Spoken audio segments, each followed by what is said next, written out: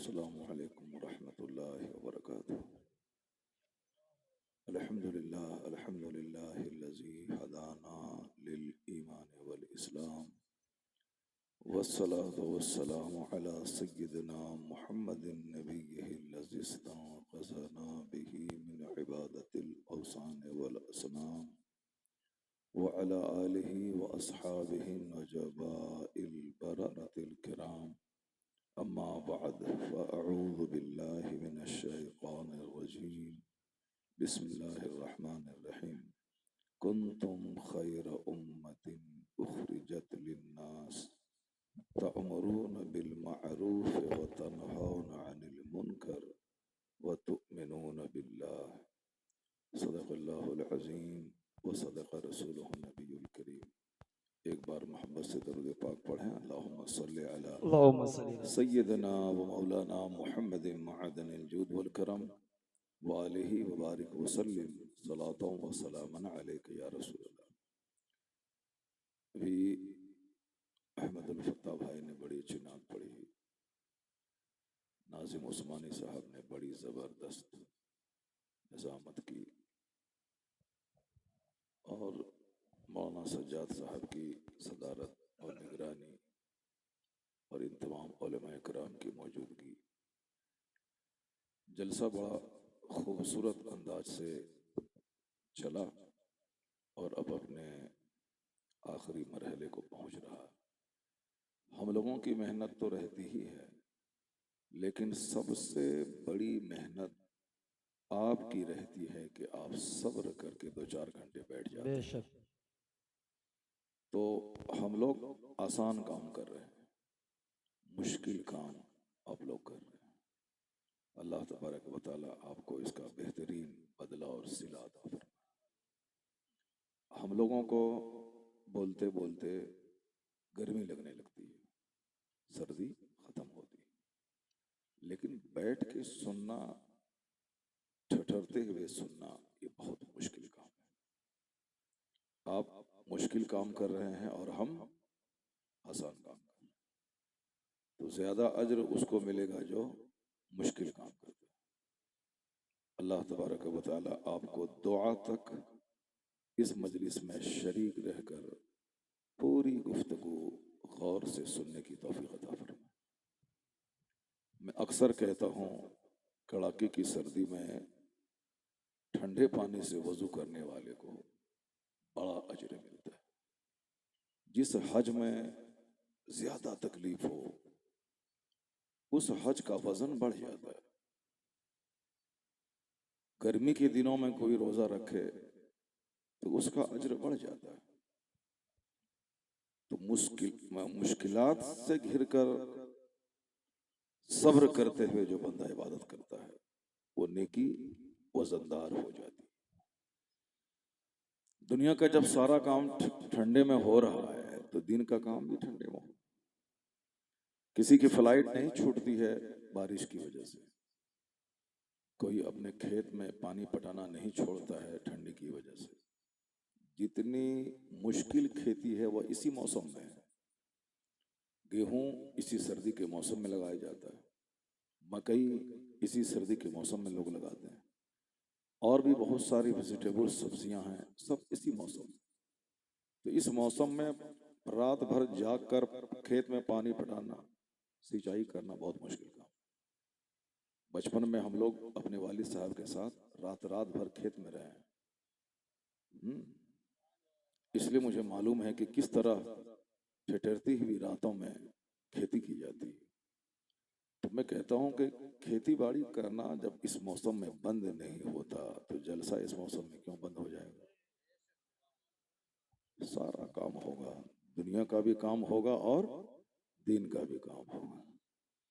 तो अब आप 4 घंटे 8 घंटे खेत में रहते हैं, तो 4 घंटे इस जन्नती महफिल में रहिए। वाह हदीस में आया है कि व इज़ा मररतुम बिरियाज़िल जन्नह फरतऊ फ़ीहा, जब जन्नत की क्यारियों से गुजरो तो वहां चर लिया करो। पूछा गया सरकार वो जन्नत की क्यारियां क्या हैं? तो आपने कहा जिक्र की मजलिसें जन्नत की क्यारियां। जहाँ अल्लाह का जिक्र होता है, जहाँ रसूल पाक पे दरूद भेजा जाता है, जहाँ कुरान हदीस की बात होती है, वो जन्नत की क्यारी। ए बाबू, ए नाजिम भाई ने तुमसे वादा लिया था कि नहीं जाएगा। एक तो वो नंगे सर बैठा हुआ था, बहुत बुरी बात है। पता नहीं कहाँ से, इधर 2-4 साल से देख रहा हूँ। पहले 50-50 हजार का मजमा होता था, सारे लोगों के सर टोपियों पगड़ियों से ढके होते। अभी भी उर्स रज़वी के मौके पर आप देख लें, 25-30 लाख लोग रहते हैं। जामिअतुर रज़ा में अलग, इस्लामिया इंटर कॉलेज में अलग, सड़कों पे अलग। नंगे सर बहुत कम लोग नजर आए, सब लोग सरों पे टोपी सजाए रहते हैं। मगर पता नहीं, इधर 2-4 साल से देख रहा हूँ, पहले नहीं था। तकरीर तो 25 साल से हम कर रहे हैं। 2093 में मेरी फरागत हुई है, या 1993 में, और 1992 में फरागत हुई। 93 से मैं इमामत कर रहा था, और 94-95 से बड़े बड़े जलसों में धीरे धीरे अहमद फतेह भाई की ज़बानी आहिस्ता आहिस्ता तो बड़े बड़े स्टेज पे जाने लगे। और पिछले 15-20 साल में अल्हम्दुलिल्लाह हिंदुस्तान पाकिस्तान बहुत जगहों पे जाना जाना हुआ। तो लेकिन अभी ये 2-4 साल से मैं देख रहा हूँ ये नंगे सर बैठे हुए लोग, 2-4 साल से, पहले नहीं था ऐसा। हम लोग बचपन में महफिल मिलाद में जाते थे, इतने लोग महफिल मिलाद में होते रहे। मगरिब बाद की महफिल, इशा के बाद की महफिल, इतने लोग जितने आप लोग बैठे। पहले मोहब्बतें थी, बाजू में महफिल मिलाद हुई, खबर हुई, सारे लोग चले गए। कोई भी आलिम आए, 1 घंटा का बयान हुआ, सारे लोग सुने, सलात व सलाम हुआ, फातिहा हुई, तबरुक लिया, मुस्कुराते हुए सब लोग चले गए। हम लोग बचपन महफिलों में ही गुजारे। बचपन में नात पढ़ते थे, और अच्छी नात पढ़ते थे, इसे नात शरीफ पढ़ने के लिए बुलाए जाते थे। इसीलिए बिल्कुल छोटे 5 साल 6 साल की उम्र से ही महफिल में है। पहले नात पढ़ते थे, फिर उसके बाद फिर तकरीर करने लगे।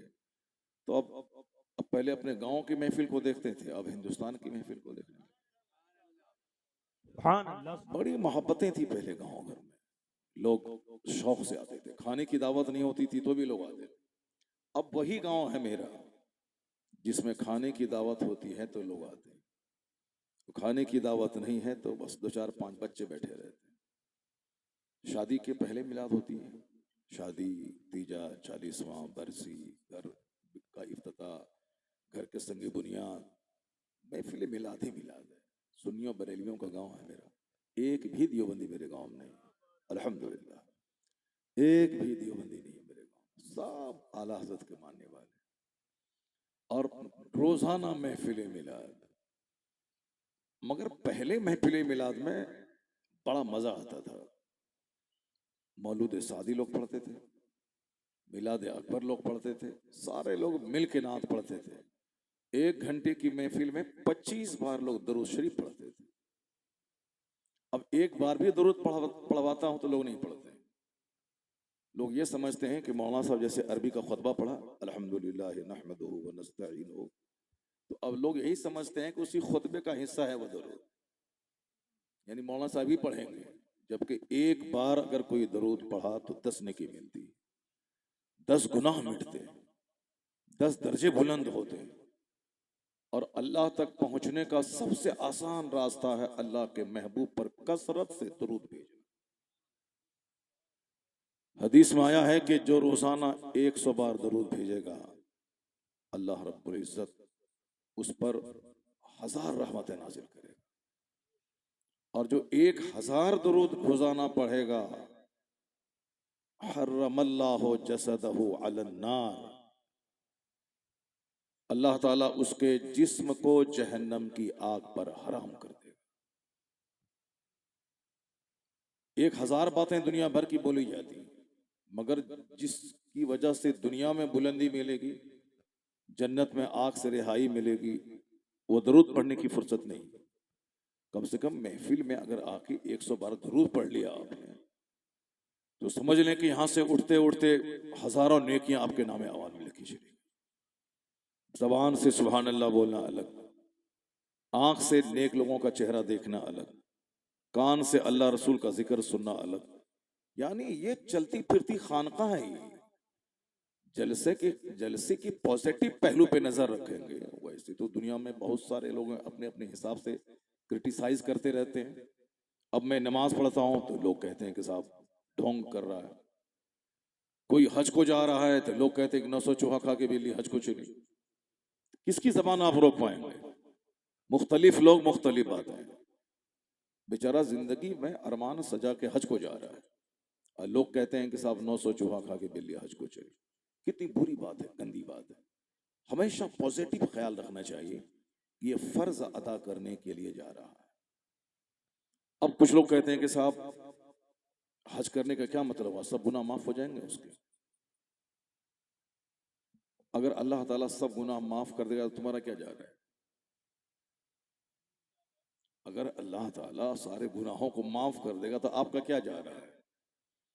मैं तो वो हदीस पढ़ा हूं जिसमें कहा गया है कि अगर कोई शख्स कहता है कि अल्लाह उसको माफ नहीं करेगा तो अल्लाह फरमाता है कि मन अंत, तू कौन है कहने वाला कि अल्लाह माफ नहीं करेगा? लो, अल्लाह उसको माफ कर दिया, तुझको जहन्नम में डाल। अल्लाह। इसलिए ज्यादा कैंची की तरह जबान मत चलाएगी। जो दिमाग में गंदा गंदा ख्याल आता है फौरन जबान से निकाल दिया उसको। नहीं, शैतान का काम है आपको बर्बाद करना। शैतान का काम है लेटरिन रूम में मस्जिद की बात आपके दिमाग में लाना और मस्जिद में बैठ के लेटरिन रूम की बातें रखना। अक्सर लोग इस टाइप के मिलेंगे समाज में। लेटरिन रूम में बैठे हैं तो मस्जिद की बात, मदरसा की बात, दीन की बात, नमाज की बात, आलिम की बात, तकरीर की बात, वह सब दिमाग में चल रही है। और मस्जिद में बैठे हैं तो सजदा में मकान की बात, दुकान की बात, घर की बात, फला की बात।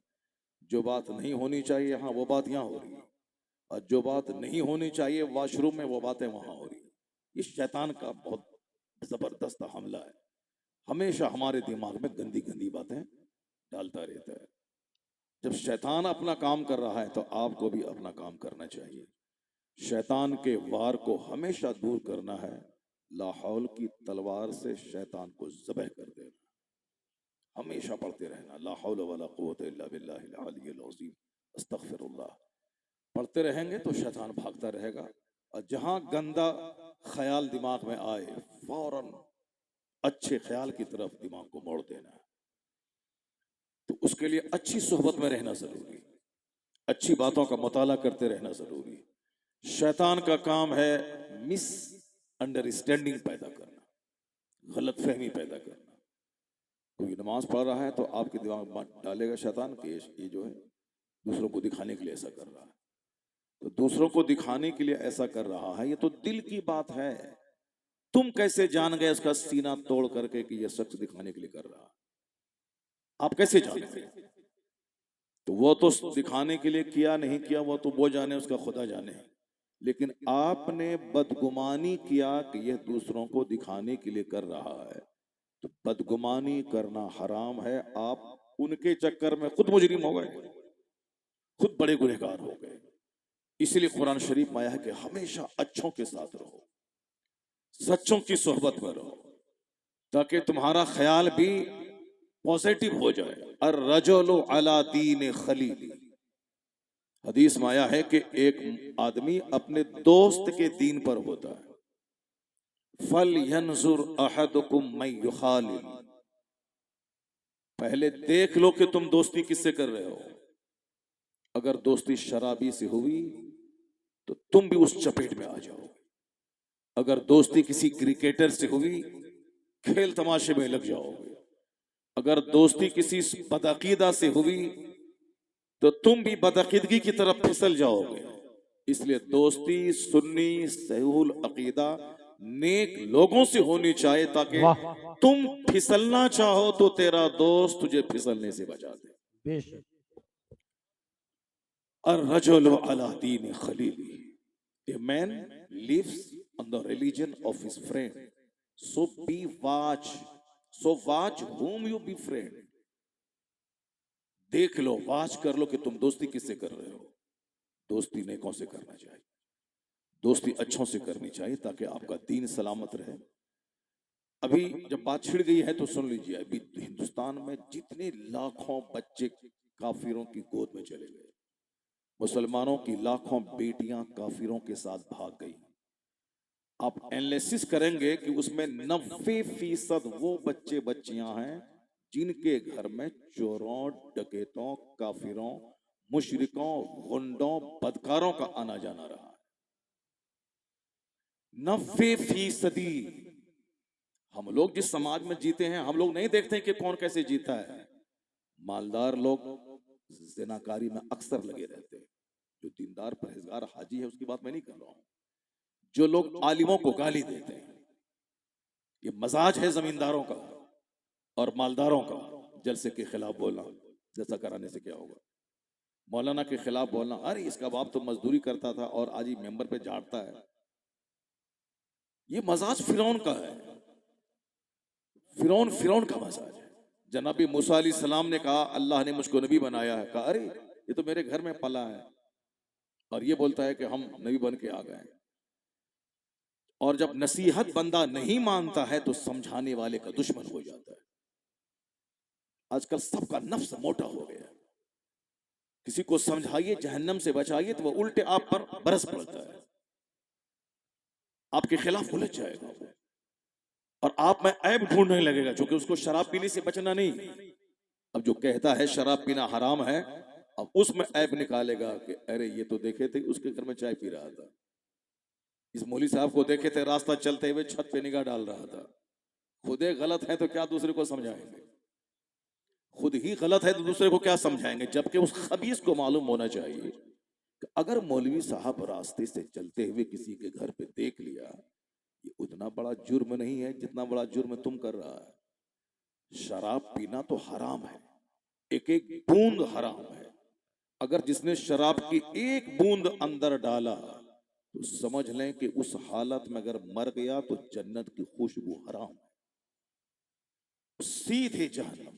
कोई दुआ कबूल नहीं होगी 40 दिन तक, जब तक कि वो सच्ची तौबा करके परहेज ना करे। एक बुजुर्ग फरमाते हैं कि जिस कुएं में शराब की बूंद पड़ जाए, मैं उस कुएं का पानी नहीं पीऊं, पानी तो दूर की बात, उस कुएं को पाट करके अगर वहां अजान खाना बना दिया जाए तो मैं उस पर अजान नहीं पढ़ूंगा।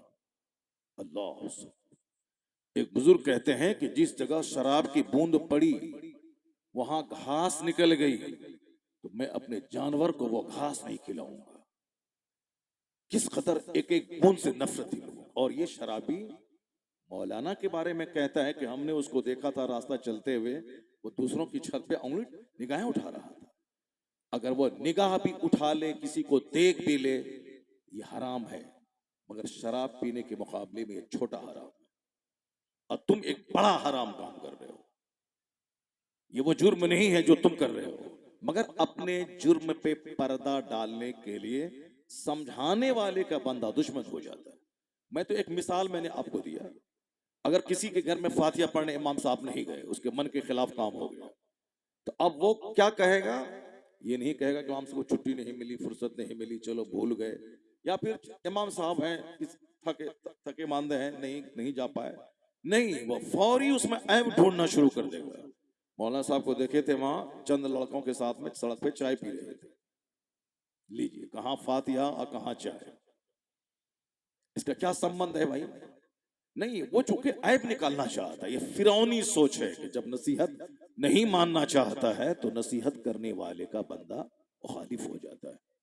जैसे आपने सुना होगा इस्लामिक हिस्ट्री, कारून को जब जनाबी मूसा अलैहिस्सलाम ने कहा कि ज़कात निकालो, जब उन्होंने, क्योंकि अल्लाह ने बहुत दौलत उसको दी थी, अब बहुत दौलतें अल्लाह ज्यादातर काफिरों को ही देता है, इसलिए ज्यादा दौलतमंद बनना ये कोई अच्छा काम नहीं है। ये दुनिया जलील है, जलीलों को ज्यादा अल्लाह देता है। ये बात अगर गौर से सुन लेंगे तो आप नौकरी के लिए 40 लाख रुपए हराम रिश्वत दे के नौकरी तलाश नहीं करेंगे। पढ़ा लिखा आदमी, जुब्बा टोपी दाढ़ी वाला आदमी 40-40 लाख रुपए दे के नौकरी हासिल कर रहा है और बोलता है कि हमको अल्लाह पर विश्वास है। अगर अल्लाह पर विश्वास होता तो तुम ये कह देते कि 1 टाका मैं नहीं दूंगा, नौकरी मिले ना मिले, अल्लाह ने रोजी का वादा किया है, जब अल्लाह चमार को रोजी देता है, सांप को देता है, बंदर को देता है, तो मुझे भी अल्लाह रोजी अता फरमाएगा। और यही इस्लामी नजरिया है कि आदमी बंदा हलाल तरीके से रोजी तलाश करे, हराम से नहीं।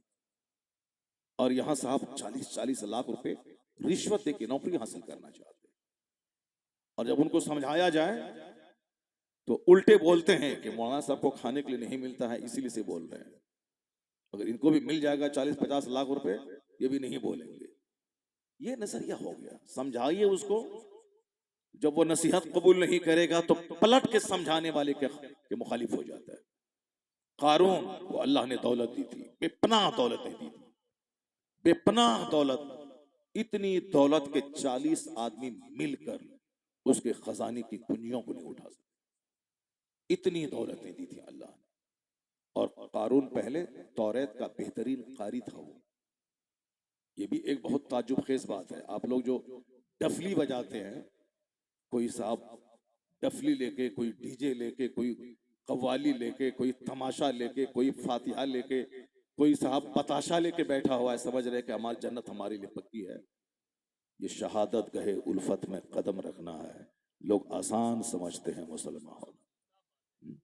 जिस गौसे आजम के नाम पे हम लोग कादरी कहलाते हैं, कभी नहीं गौर किया, बस मजा लेने के लिए तकरीर सुना और भाग गए। सीना फट जाएगा अगर आप गौर से सुन लिया आपने। गौसे आजम 40 बरस तक इशा के वजू से फजर की नमाज पढ़े। यह काम 40 करोड़ लोग नहीं कर सकते हैं। 40 करोड़ लोग नहीं कर सकते हैं जो काम हमारे मुर्शिद गौसे आजम ने किया। 40 दिन पढ़ लेना और है, 40 हफ्ते पढ़ लेना और है, 40 साल तक कंटिन्यू। यहां तो 40 दिन भी हम तो कहते हैं 50 करोड़ में एक बंदा नहीं मिलेगा जो 40 दिन तक लगातार कंटिन्यू इशा की वजह से फजर पढ़े, नहीं मिलेगा। पांचों नमाजें बाद जमाअत मस्जिद में पढ़ ले, लाखों में कोई कोई मिलेगा, लाखों में करोड़ों में कोई कोई मिलेगा। फजर पढ़ेगा तो जोहर खेत में चला गया, जोहर में आया तो असर घर में पढ़ लिया। बाद जमाअत मस्जिद में कंटिन्यू 40 दिन तक जो नमाज अदा कर ले, अल्लाह ताला उसको निफाक से बरी कर देगा। मुत्तकीन की जमात में उसका नाम शामिल हो जाएगा। अल्लाह के नेक बंदों के सब में सर से लेके पांव तक 1 करोड़ गुनाह है। 1 करोड़ गुनाह है। घमंड का गुनाह अलग, हसद का गुनाह अलग, जलन का अलग, बदनिगाही का अलग, दूसरों की तौहीन का अलग, हराम खोरी का अलग, हराम कारी का अलग, ताड़ी का अलग, शराब का अलग, ज़िना का अलग, इग़लामबाजी का अलग, मुश्तज़नी का अलग, माँ बाप की नाफरमानी का अलग, फजूल बातें बोलना, सर से लेके पांव तक गुनाहों की कीचड़ में बंदा धंसा है, और फिर भी सीना तान के चलता है कि हमसे अच्छा कोई नहीं। क्या गजब की बात होगी। सीना तान के चलता है, हमसे अच्छा कोई नहीं, और फिर वो गुनाह पे गुनाह करता चला जा रहा है। और उसके बाद भी वो कहता है कि हमसे बड़ा जन्नती कोई नहीं, जन्नत पक्की है हमारे लिए। ये मौलाना साहब क्या बोलेंगे, जन्नत हमारे लिए पक्की है। आका अलैहिस्सलाम क्या फरमाते हैं, अल कय्यसु मन दाना नफ्सा व अमिल लिमा बअदल मौत। हुजूर कहते हैं अक्लमंद वो है जो अपने नफ्स की ख्वाहिश को कुचलता रहे, नफ्स की मुखालफत करता रहे, वो अमीला लिमा बादल मौत, मरने के बाद जो कुछ होने वाला है उसके लिए अमल करता रहे। दुनिया का 70-80 साल 1 सेकंड है। 1 सेकंड के लिए ज्यादा प्रयास की जरूरत नहीं है। जहां का 1 दिन 50,000 साल के बराबर है। असल मेहनत वहां के लिए, असल प्रयास वहां के लिए। लेकिन देख लें 99 आदमी की सारी जद्दोजहद इसी 1 सेकंड के सुकून हासिल करने के लिए। एक आदमी 1000 में, लाख में कोई मिलता है।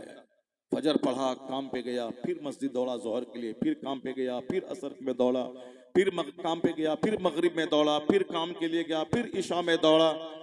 रमजान का महीना आया, 1 हफ्ता पहले से रमजान की तैयारी में लगा है, काम काज कम कर देना है, इबादत का मौसम है, ज्यादा इबादत करनी है। वो हमेशा पाकी नापाकी, कपड़ा, टोपी, दाढ़ी, सोहबतों, अपनी रात, अपने दिन, हर एतबार से सजाने संवारने की कोशिश करता है। तब लोग कहते हैं कि चलता फिरता जन्नती अगर देखना हो तो इस शख्स को देखो। माशाअल्लाह। दुनिया को, लोगों को दुनिया कमाने का नशा और जुनून है, इसको सिर्फ नेकियां जमा करने का जुनून चढ़ा। उसकी एक्टिविटीज बताती है कि जन्नती है, उसकी एक्टिविटीज बताती है कि जन्नत का शौक इसके दिल में है, आखिरत की तैयारी में लगा हुआ है। जुमा के दिन कभी आया, बस एक दो चोंच मारा, चला गया। ईद बकरीद में कपड़ा पहना, गए वहां पे और 2 रकात नमाज पढ़े, उसके बाद फट से भागे सेवई और मार्केटिंग में लगे हुए। खाना डेली खाना है, अल्लाह की जमीन पे रोजाना रहना है, अल्लाह की दी हुई हवा में डेली सांस लेना है, और इबादत 8 दिन में 1 दिन करना है। रोजाना अल्लाह का खाना है, अल्लाह की हवा में सांस लेना है, अल्लाह की दुनिया में रहना है, और सजदा साल में 1 दिन करना है, ईद के दिन।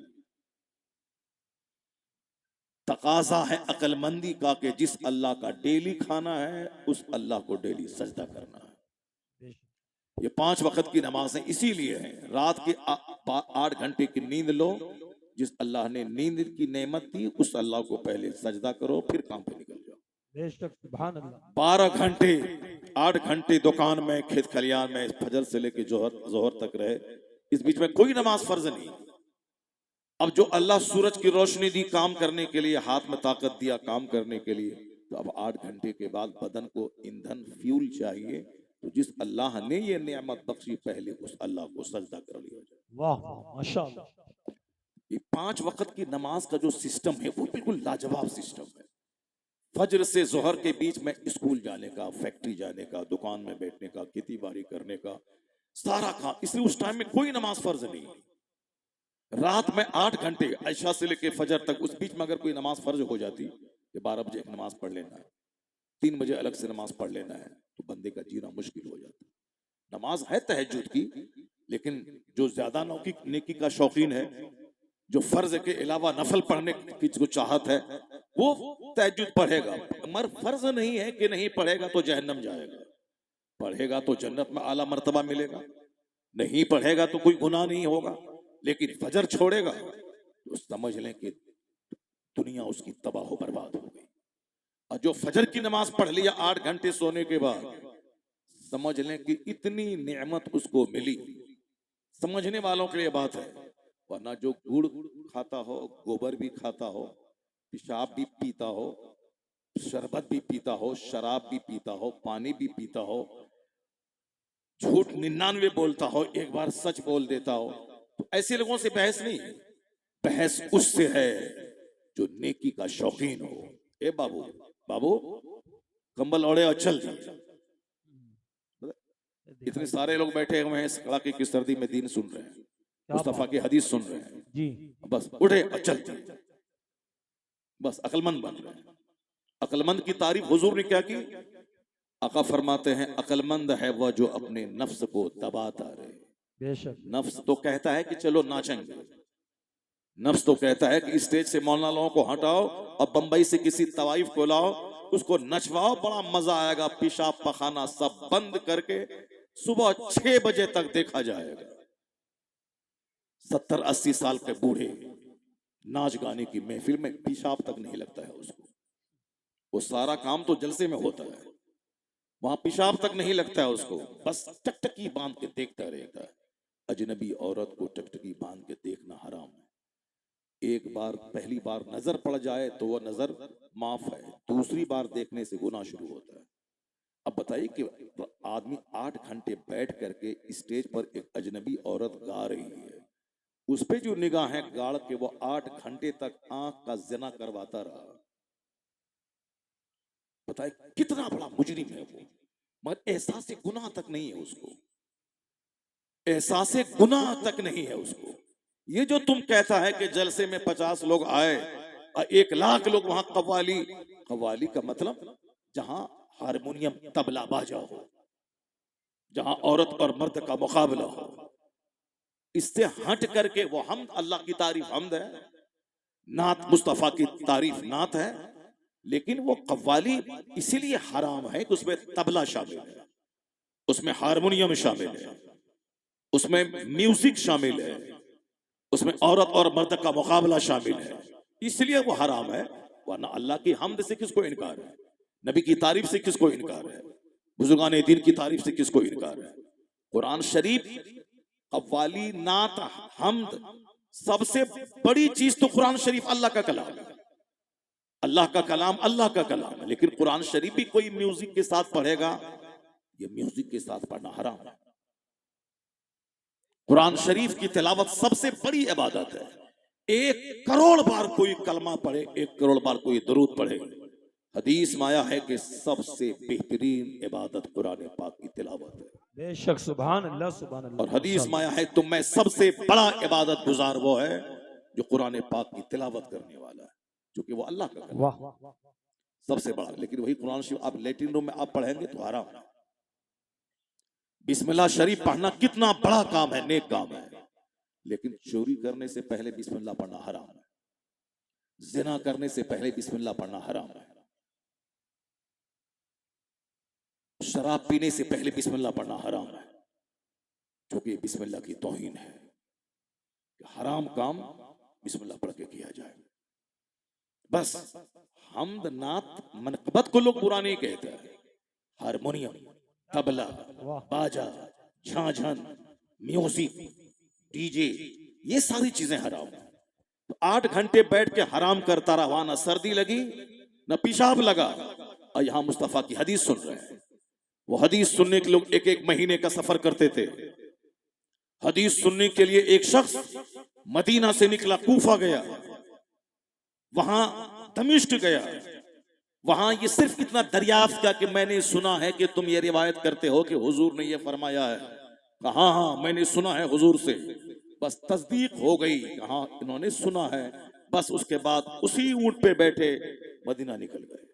कहा ठहरो कुछ दिन क़याम करो। कहा नहीं, मैं इसी हदीस की तस्दीक के लिए मैं आया था, तस्दीक हो गई, अब मैं वापस मदीना जा रहा हूं। क्या शौक था, 1-1 महीने का सफर लोग करते थे। और यहां आराम से लाइटिंग और शानदार बिस्तर पे बिठा के मुस्तफा की हदीस सुनाई जा रही है, तो बदन में खुजली पैदा होती है, बदन में खारिश, चुभन पैदा होती है। जब यहां खुजली होगी, जो आदमी दूध नहीं पिएगा तो वो क्या करेगा, शराब पिएगा। जो आदमी शरबत नहीं पिएगा तो वो क्या करेगा, वो गाय का पेशाब पिएगा। यही तो करेगा। जो अल्लाह पर ईमान नहीं लाएगा तो वह क्या करेगा, बंदर को खुदा कहेगा, छुचंदर को खुदा कहेगा। वो कंफ्यूजन का शिकार हो जाएगा आपस में कि किसको खुदा कहें। जो एक अल्लाह को नहीं मानेगा वो कभी दरख्त को बोलेगा ये खुदा है, कभी चांद को बोलेगा ये खुदा है, कभी छुचंदर को बोलेगा ये खुदा है, कभी गाय को बोलेगा ये खुदा है, कभी भैंस को बोलेगा ये खुदा है। नहीं देखा आपने कोई भैंस के सामने, कोई चांद के सामने, कोई सूरज के सामने, कोई दरख्त के सामने, कोई पत्थर के सामने, कोई पेड़ के सामने, कोई मिट्टी के ढेर के सामने, कोई किसी आदमी के सामने, सांप के सामने खड़ा है और कहता है कि हमारा खुदा है।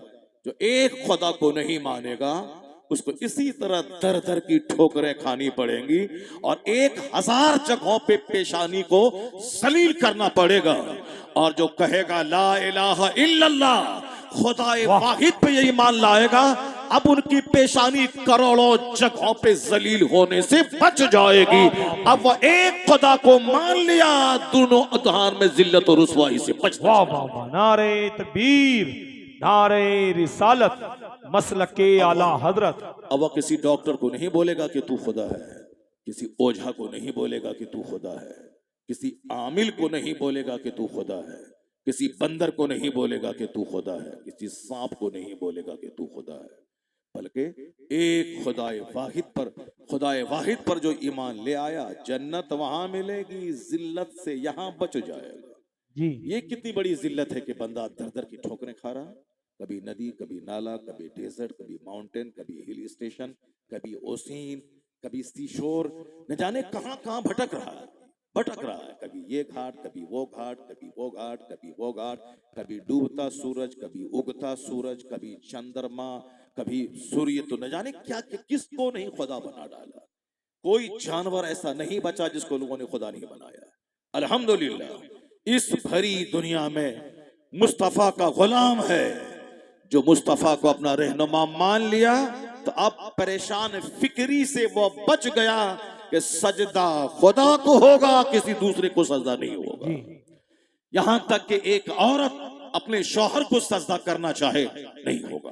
आका से क्या कहा गया, सरकार आपको मैं सजदा करूं, जबकि जानवर पेड़ पौधे आपको सजदा करते। हुजूर ने कहा नहीं, अगर अल्लाह के अलावा दूसरे को सजदा करने का हुक्म होता, जायज होता दूसरे को सजदा करना, तो सबसे पहले हर औरत को हुक्म होता कि शौहर को सजदा करे। सारी औरतों को, चूंकि औरत के मेहर की रकम शौहर के जिम्मे है, औरत की रोटी शौहर के जिम्मे है, औरत का कपड़ा शौहर के जिम्मे है, औरत को अच्छा घर मकान देना यह शौहर के जिम्मे है। वो रानी बन के सिर्फ रहेगी, खिलाएगा शौहर, पहनाएगा शौहर। शौहर रेडी चलाए, ठेला चलाए, खेत में हल जोते, ईंट ढोए, 12 घंटे मजदूरी करे, मगर बीवी घर में आराम से रानी बन के घर में बैठी। कपड़ा शौहर देगा, खाना शौहर देगा। इसलिए शौहर ज्यादा ताजीम का मुस्तहिक है औरत के लिए। मां से ज्यादा इज्जत शौहर की होगी औरत के लिए, मर्द के लिए नहीं। मां के लिए, मां से ज्यादा बड़ा मर्तबा एक औरत के नजदीक शौहर का है। शौहर उसकी दोज़ख भी है, शौहर उसकी जन्नत भी है। शौहर नाराज हुआ तो सीधे जहन्नम, शौहर राजी हुआ तो जन्नत। अगर माँ बाप ये कहें मर्द से कि तुमको आज मेरे पास रहना है, तो मर्द पे लाजिम है कि वो अपनी बीवी के पास न रहे, वो माँ बाप के पास रहे। लेकिन औरत अगर कहे, शौहर औरत को बोले कि मेरे पास रहना है, तो माँ बाप की बात नहीं मानी जाएगी, शौहर के पास रहना पड़ेगा। इसलिए औरत के लिए सबसे ज्यादा मोहतरम हस्ती, सबसे ज्यादा मोहतरम हस्ती वो शौहर है। क्या बात है। अगर शौहर की मर्जी के बगैर माँ बाप बीमार पड़ गए, शौहर बोलता है मत जाओ, तो पहले तो शौहर की बात मानी जाएगी। लेकिन अगर शौहर जालिम हो, माँ बाप से मिलने के लिए नहीं जाने देता हो, तो उसका भी मसला है कि हफ्ते में एक दिन के वक्त में शौहर के हुक्म को काट कर, शौहर की बात नहीं मानकर, दिन के वक्त में वो माँ बाप को देखने के लिए जाए। बेशक बेशक। मगर रात में नहीं। अगर शौहर कह के नहीं जाना है तो नहीं जाना है। रात शौहर की अमानत है। इतना बड़ा मकाम शौहर का, इसीलिए कहा गया कि अगर अल्लाह के अलावा दूसरे को सजदा करना जायज होता, तो हर औरत को हुक्म होता कि शौहर को सजदा करे। जी मगर चूंकि गैरुल्लाह के लिए सजदा हराम है, इसलिए यह हुक्म नहीं है, तो आका इस्लाम ने मना फरमा दिया। पीरो मुर्शिद को सजदा करना इस सजदे ताज़मी हराम है। ला ताअत फी मासियतिल्लाह, अल्लाह की नाफरमानी में किसी की बात नहीं मानी जाएगी। अगर माँ बोले कि पानी लाओ, पानी ला के देना लड़के पे लाजिम है। लेकिन अगर माँ बोले मेरे साथ बैठ करके सनीमा देखो, नहीं मानी जाए। बाप अगर बोले कि बेटा कड़ाके की सर्दी में पानी लाओ, मुझे पिलाओ, पानी को गर्म करो, तो बेटे पे लाजिम है कि वो पानी गर्म करके बाप के लिए वजू के लिए और पीने के लिए पानी गर्म करके उसको दे। यहां तक कि ऐसे ऐसे फर्माबरदार बेटे रहे दुनिया में। बाप ने कहा कि पानी लाओ, माँ ने कहा पानी लाओ, बेटा पानी लाया, मगर माँ बेचारी आंख लग गई, बेटा सिरहाने खड़ा रहा। यहां तक कि रात का एक बड़ा हिस्सा गुजर गया, सर्दी की टटरती हुई रात में सिरहाने खड़ा रहा। जब माँ की आंख खुद से खुलती है, बेटा को सिरहाने खड़ा देखती है, तो कहती है कि तुम अब तक खड़े हो कहां? मैं आपको उठाना गवारा नहीं किया कि आपको तकलीफ हो जाएगी, इसलिए मैं ये सोच के खड़ा रहा कि आपने पानी मांगा है, आपको प्यास लगी है, रात में जब भी आपकी आंख खुलेगी पानी की हाजत होगी, इसलिए मैं ये सोच कर मैं खड़ा रहा। माँ की आंखें भीग गई। माँ ने दिल से दुआ दे दी। जबरदस्ती हाथ पकड़ के सर पे रखना ये कमाल नहीं है कि हजरत हाथ पकड़ा सर पे रख लिया, हाथ पकड़ा सर पे रख लिया, ये कमाल नहीं है। कमाल क्या है? दिल को खुश कर देना कि खुद बखुद हाथ उठे दुआ के लिए। वाह वाह, ये है। अब जबरदस्ती हाथ पकड़ा पीर साहब का सर पे रख लिया, जबरदस्ती हाथ पकड़ा बाप का सर पे रख लिया, ये नहीं। इतना खुशी दें, इतनी खुशी अपने वालिदैन और अपने उस्ताद को दें, बगैर दुआ की दरखास्त के उनके हाथ तन्हाई में उड़ जाए आपकी दुआ। जी बेशक। ये है। अब वो माँ की आंखें जब भीग गई, हाथ उठा के दुआ दे दी, इलाही मेरे बच्चे को विलायत का आला मकाम अता फरमा दे। माँ की दुआ ऐसी कबूल हुई कि वलियों की जमात के सरदार बन गए, जिसको दुनिया बायजीद बुस्तामी कहती है। अल्लाह समद नफ्स गुम करदा मी आया जुने तो बायजीद ईजा। बायजीद बुस्तामी वलियों के सरदार हैं। जुनैद बगदादी सैयदुत ताइफा कहलाते हैं। बायजीद बुस्तामी औलिया सालिहीन के इमाम कहलाते हैं। माँ की दुआ उनके साथ शामिल थी, इलाही मेरे बेटे को तू वली बना दे। माँ की दुआ इधर से चली, उधर से बायजीद बुस्तामी की इबादत, सजदा, जिक्र खैर, मेहनत, मुशक्कत, इबादत, रियाजत, मुजाहिदा, मुराकबा, उधर से जो बायजीद की मेहनत, इधर से माँ की दुआ, औलिया सालिहीन की जमात की सरदारी अल्लाह ने अता फरमा दी। वाह वाह वाह माशाल्लाह। नारे तकबीर, नारे रिसालत। हजरत की तकरीर के बाद शायर सुन्नत भाई उस्मान रजा हारूनी के कलाम भी आपको समात करने हैं हजरत के बयान के बाद। ये उस्मान हारूनी का नाम इसीलिए लिया गया ताकि आप लोग भागिएगा मत, आप लोग रहिएगा। आपको रोकने के लिए हदीस काफी नहीं है, आपको रोकने के लिए बुजुर्गान दीन का चर्चा काफी नहीं है, आपको रोकने के लिए कुरान पाक की तिलावत काफी नहीं है। आपकी बात नहीं कर रहा हूँ, ये पूरे हिंदुस्तान की बात कर रहा हूँ, पूरे हिंदुस्तान की बात कर रहा हूँ। लोग भागे भागे मत फला शायर आ रहा है, क्या पीर साहब के नाम पे लोग नहीं रोकते। मौलाना साहब के नाम पे जो 2 घंटा वाज करें, दीन समझाएं, उनके नाम पे नहीं रहते। शायर का नाम, शायर की दुआई दी जाती है कि रुकिएगा, उनका कलाम सुन के सुन जाइएगा। जाहिर सी बात है, शायर को पसंद करने वाले लोग जैसे वो रहेंगे वैसे आप रहेंगे। जो हदीस कुरान के मुताले का शौकीन होगा तो जहां से हदीस मिलेगी वो वहां जाएगा। जो नमाज का शौकीन होगा, जहां नमाज होगी वो मस्जिद दौड़ेगा। और जो बाजार का शौकीन होगा वो बाजार जाएगा। जो क्रिकेट का शौकीन होगा वो क्रिकेट खेलेगा। जो हॉकी टूर्नामेंट का शौकीन होगा वो हॉकी टूर्नामेंट से दिलचस्पी रखेगा। जो पॉलिटिक्स से दिलचस्पी रखेगा दिन रात नेता का झोला ढोएगा। जाहिर सी बात है, जो जैसा होगा उसी तरह की बातों को पसंद करेगा।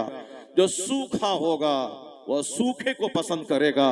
जो अल्लाह वाला होगा वो अल्लाह वाले को पसंद करेगा। वाह वाह माशाल्लाह, जिंदाबाद। और फिर उसके लिए घबराने की कोई जरूरत नहीं कि कव्वाली में पूरा मजमा जमा हो गया, सारी फील्ड भर गई। क्या बकवास करता है यार, हदीस हमने पढ़ी है, तुम बकवास कर रहा है। हदीस माया है कि 1000 में 999 लोग जहन्नम में डाल दिए जाएंगे। 1000 में 999 लोग जहन्नम में डाल दिए जाएंगे, सिर्फ एक बंदा जन्नत जाएगा। ये ऐसा नहीं कि कोई किस्सा कहानी की बात है, नहीं। जैसे अभी रात है दिन आएगा, वैसे ही अभी दुनिया है कयामत कायम होगी। जैसे रोजाना सूरज उगता है, चाहे हजारों पागल झूठला दे, प्रधानमंत्री से लेकर चपरासी तक, 1000 एकड़ जमीन के जोतने वाले से किराए में रहने वाले तक, कोई एनीबडी अगर झूठला दे कि सूरज नहीं है, पागल है। उसी तरह जिस तरह सूरज है झूठलाने वाला पागल है, उसी तरह जन्नत और जहन्नम है, झूठलाने वाला काफिर है, पागल है। जो बोले कि जन्नत नहीं है काफिर है, जो बोले कि जहन्नम नहीं है काफिर है। जो जन्नत जहन्नम को झूठलाए वो काफिर भी है, पागल भी है। और आखिर जमाने में पागलों की तादाद ज्यादा हो जाएगी। 100 रुपए दे करके जो सिनेमा हॉल में 3 घंटा टाइम देके फिल्में देखेगा, उसको आप अक्लमंद कहेंगे? उसको आप अक्लमंद कहेंगे? वो अक्लमंद है जो पैसे दे करके 3 घंटे का टाइम सिर्फ तमाशा देखने में लगा दिया? अक्लमंद कभी नहीं हो सकता है। आंख अलग गुनाह कर रही है, कान अलग गुनाह कर रहे हैं, पूरा वजूद गुनाहों की कीचड़ में बैठा हुआ है, और जबान पे आह वाह निकल रहे हैं। ये जबान गुनाह कर रही है, पैसा दे के बंदा गुनाह कर रहा है। रिजल्ट क्या निकला? कुछ नहीं। 3 घंटे देखने के बाद रिजल्ट क्या निकला? कुछ नहीं। बस रिलैक्स, एंजॉय हो गया, मस्ती हो गई। बाहर निकल के फिर जो गरीबी, जो परेशानी, जो बीमारी, जो आजारी, जो तकलीफ, जो टेंशन है वो अपनी जगह है। बस 3 घंटा पैसा दे के गुनाह कमा के निकल गए। महफिल में आ जाते, कुछ नहीं बोलते, यहां आके सो जाओ इस महफिल में, जन्नत की क्यारी में आके सो गए, कुछ नहीं तो कम से कम रहमतों की बारिश की बूंद तो बदन पे पड़ जाएगी। कवाली में भीड़ है, जहन्नम में भीड़ है। जहन्नम में 1,99,00,000 लोग जहन्नम जाएंगे। तो अब जाहिर सी बात है, सिनेमा हॉल में भीड़ तो होगी, हारमोनियम तबला बाजा में भीड़ तो होगी, ज़िनाकारी के अड्डे तवाइफ के अड्डे पे भीड़ तो होगी, शराब के अड्डे पे भीड़ तो होगी, सूदखोरों की तादाद तो ज्यादा होगी, झूठ बोलने वालों की तादाद तो ज्यादा होगी, दूसरों की बहू बेटी को गली कूचे में कुत्ते की तरह, जिस तरह कुत्ता हड्डी खोजता है उसी तरह दूसरों की बहू बेटी को तलाश करने वाले लुच्चों की तादाद में भीड़ तो होगी। मस्जिद में जन्नती जब करोड़ों में कोई कोई होंगे तो 1,000 की आबादी में 5 लोग मस्जिद में हैं, जन्नती थोड़े हैं। 5 लोग सच्चे हैं, जन्नती थोड़े हैं। जाहिर 5 लोग ईमानदार ऑनेस्ट हैं, तो जाहिर सी बात है जो जन्नती हैं उसकी तादाद हमेशा कम रहेगी। इस वक्त दुनिया में 1,000 करोड़ तादाद इंसान की है, जिसमें से मुसलमानों की तादाद 500 करोड़ है, 5 अरब है, कमो बेश 600 करोड़ मान लेते हैं। मगर 1,000 करोड़ की आबादी में 1,000 करोड़ पहले का आंकड़ा है, अभी 1200 करोड़ की आबादी है, 12 अरब की आबादी है।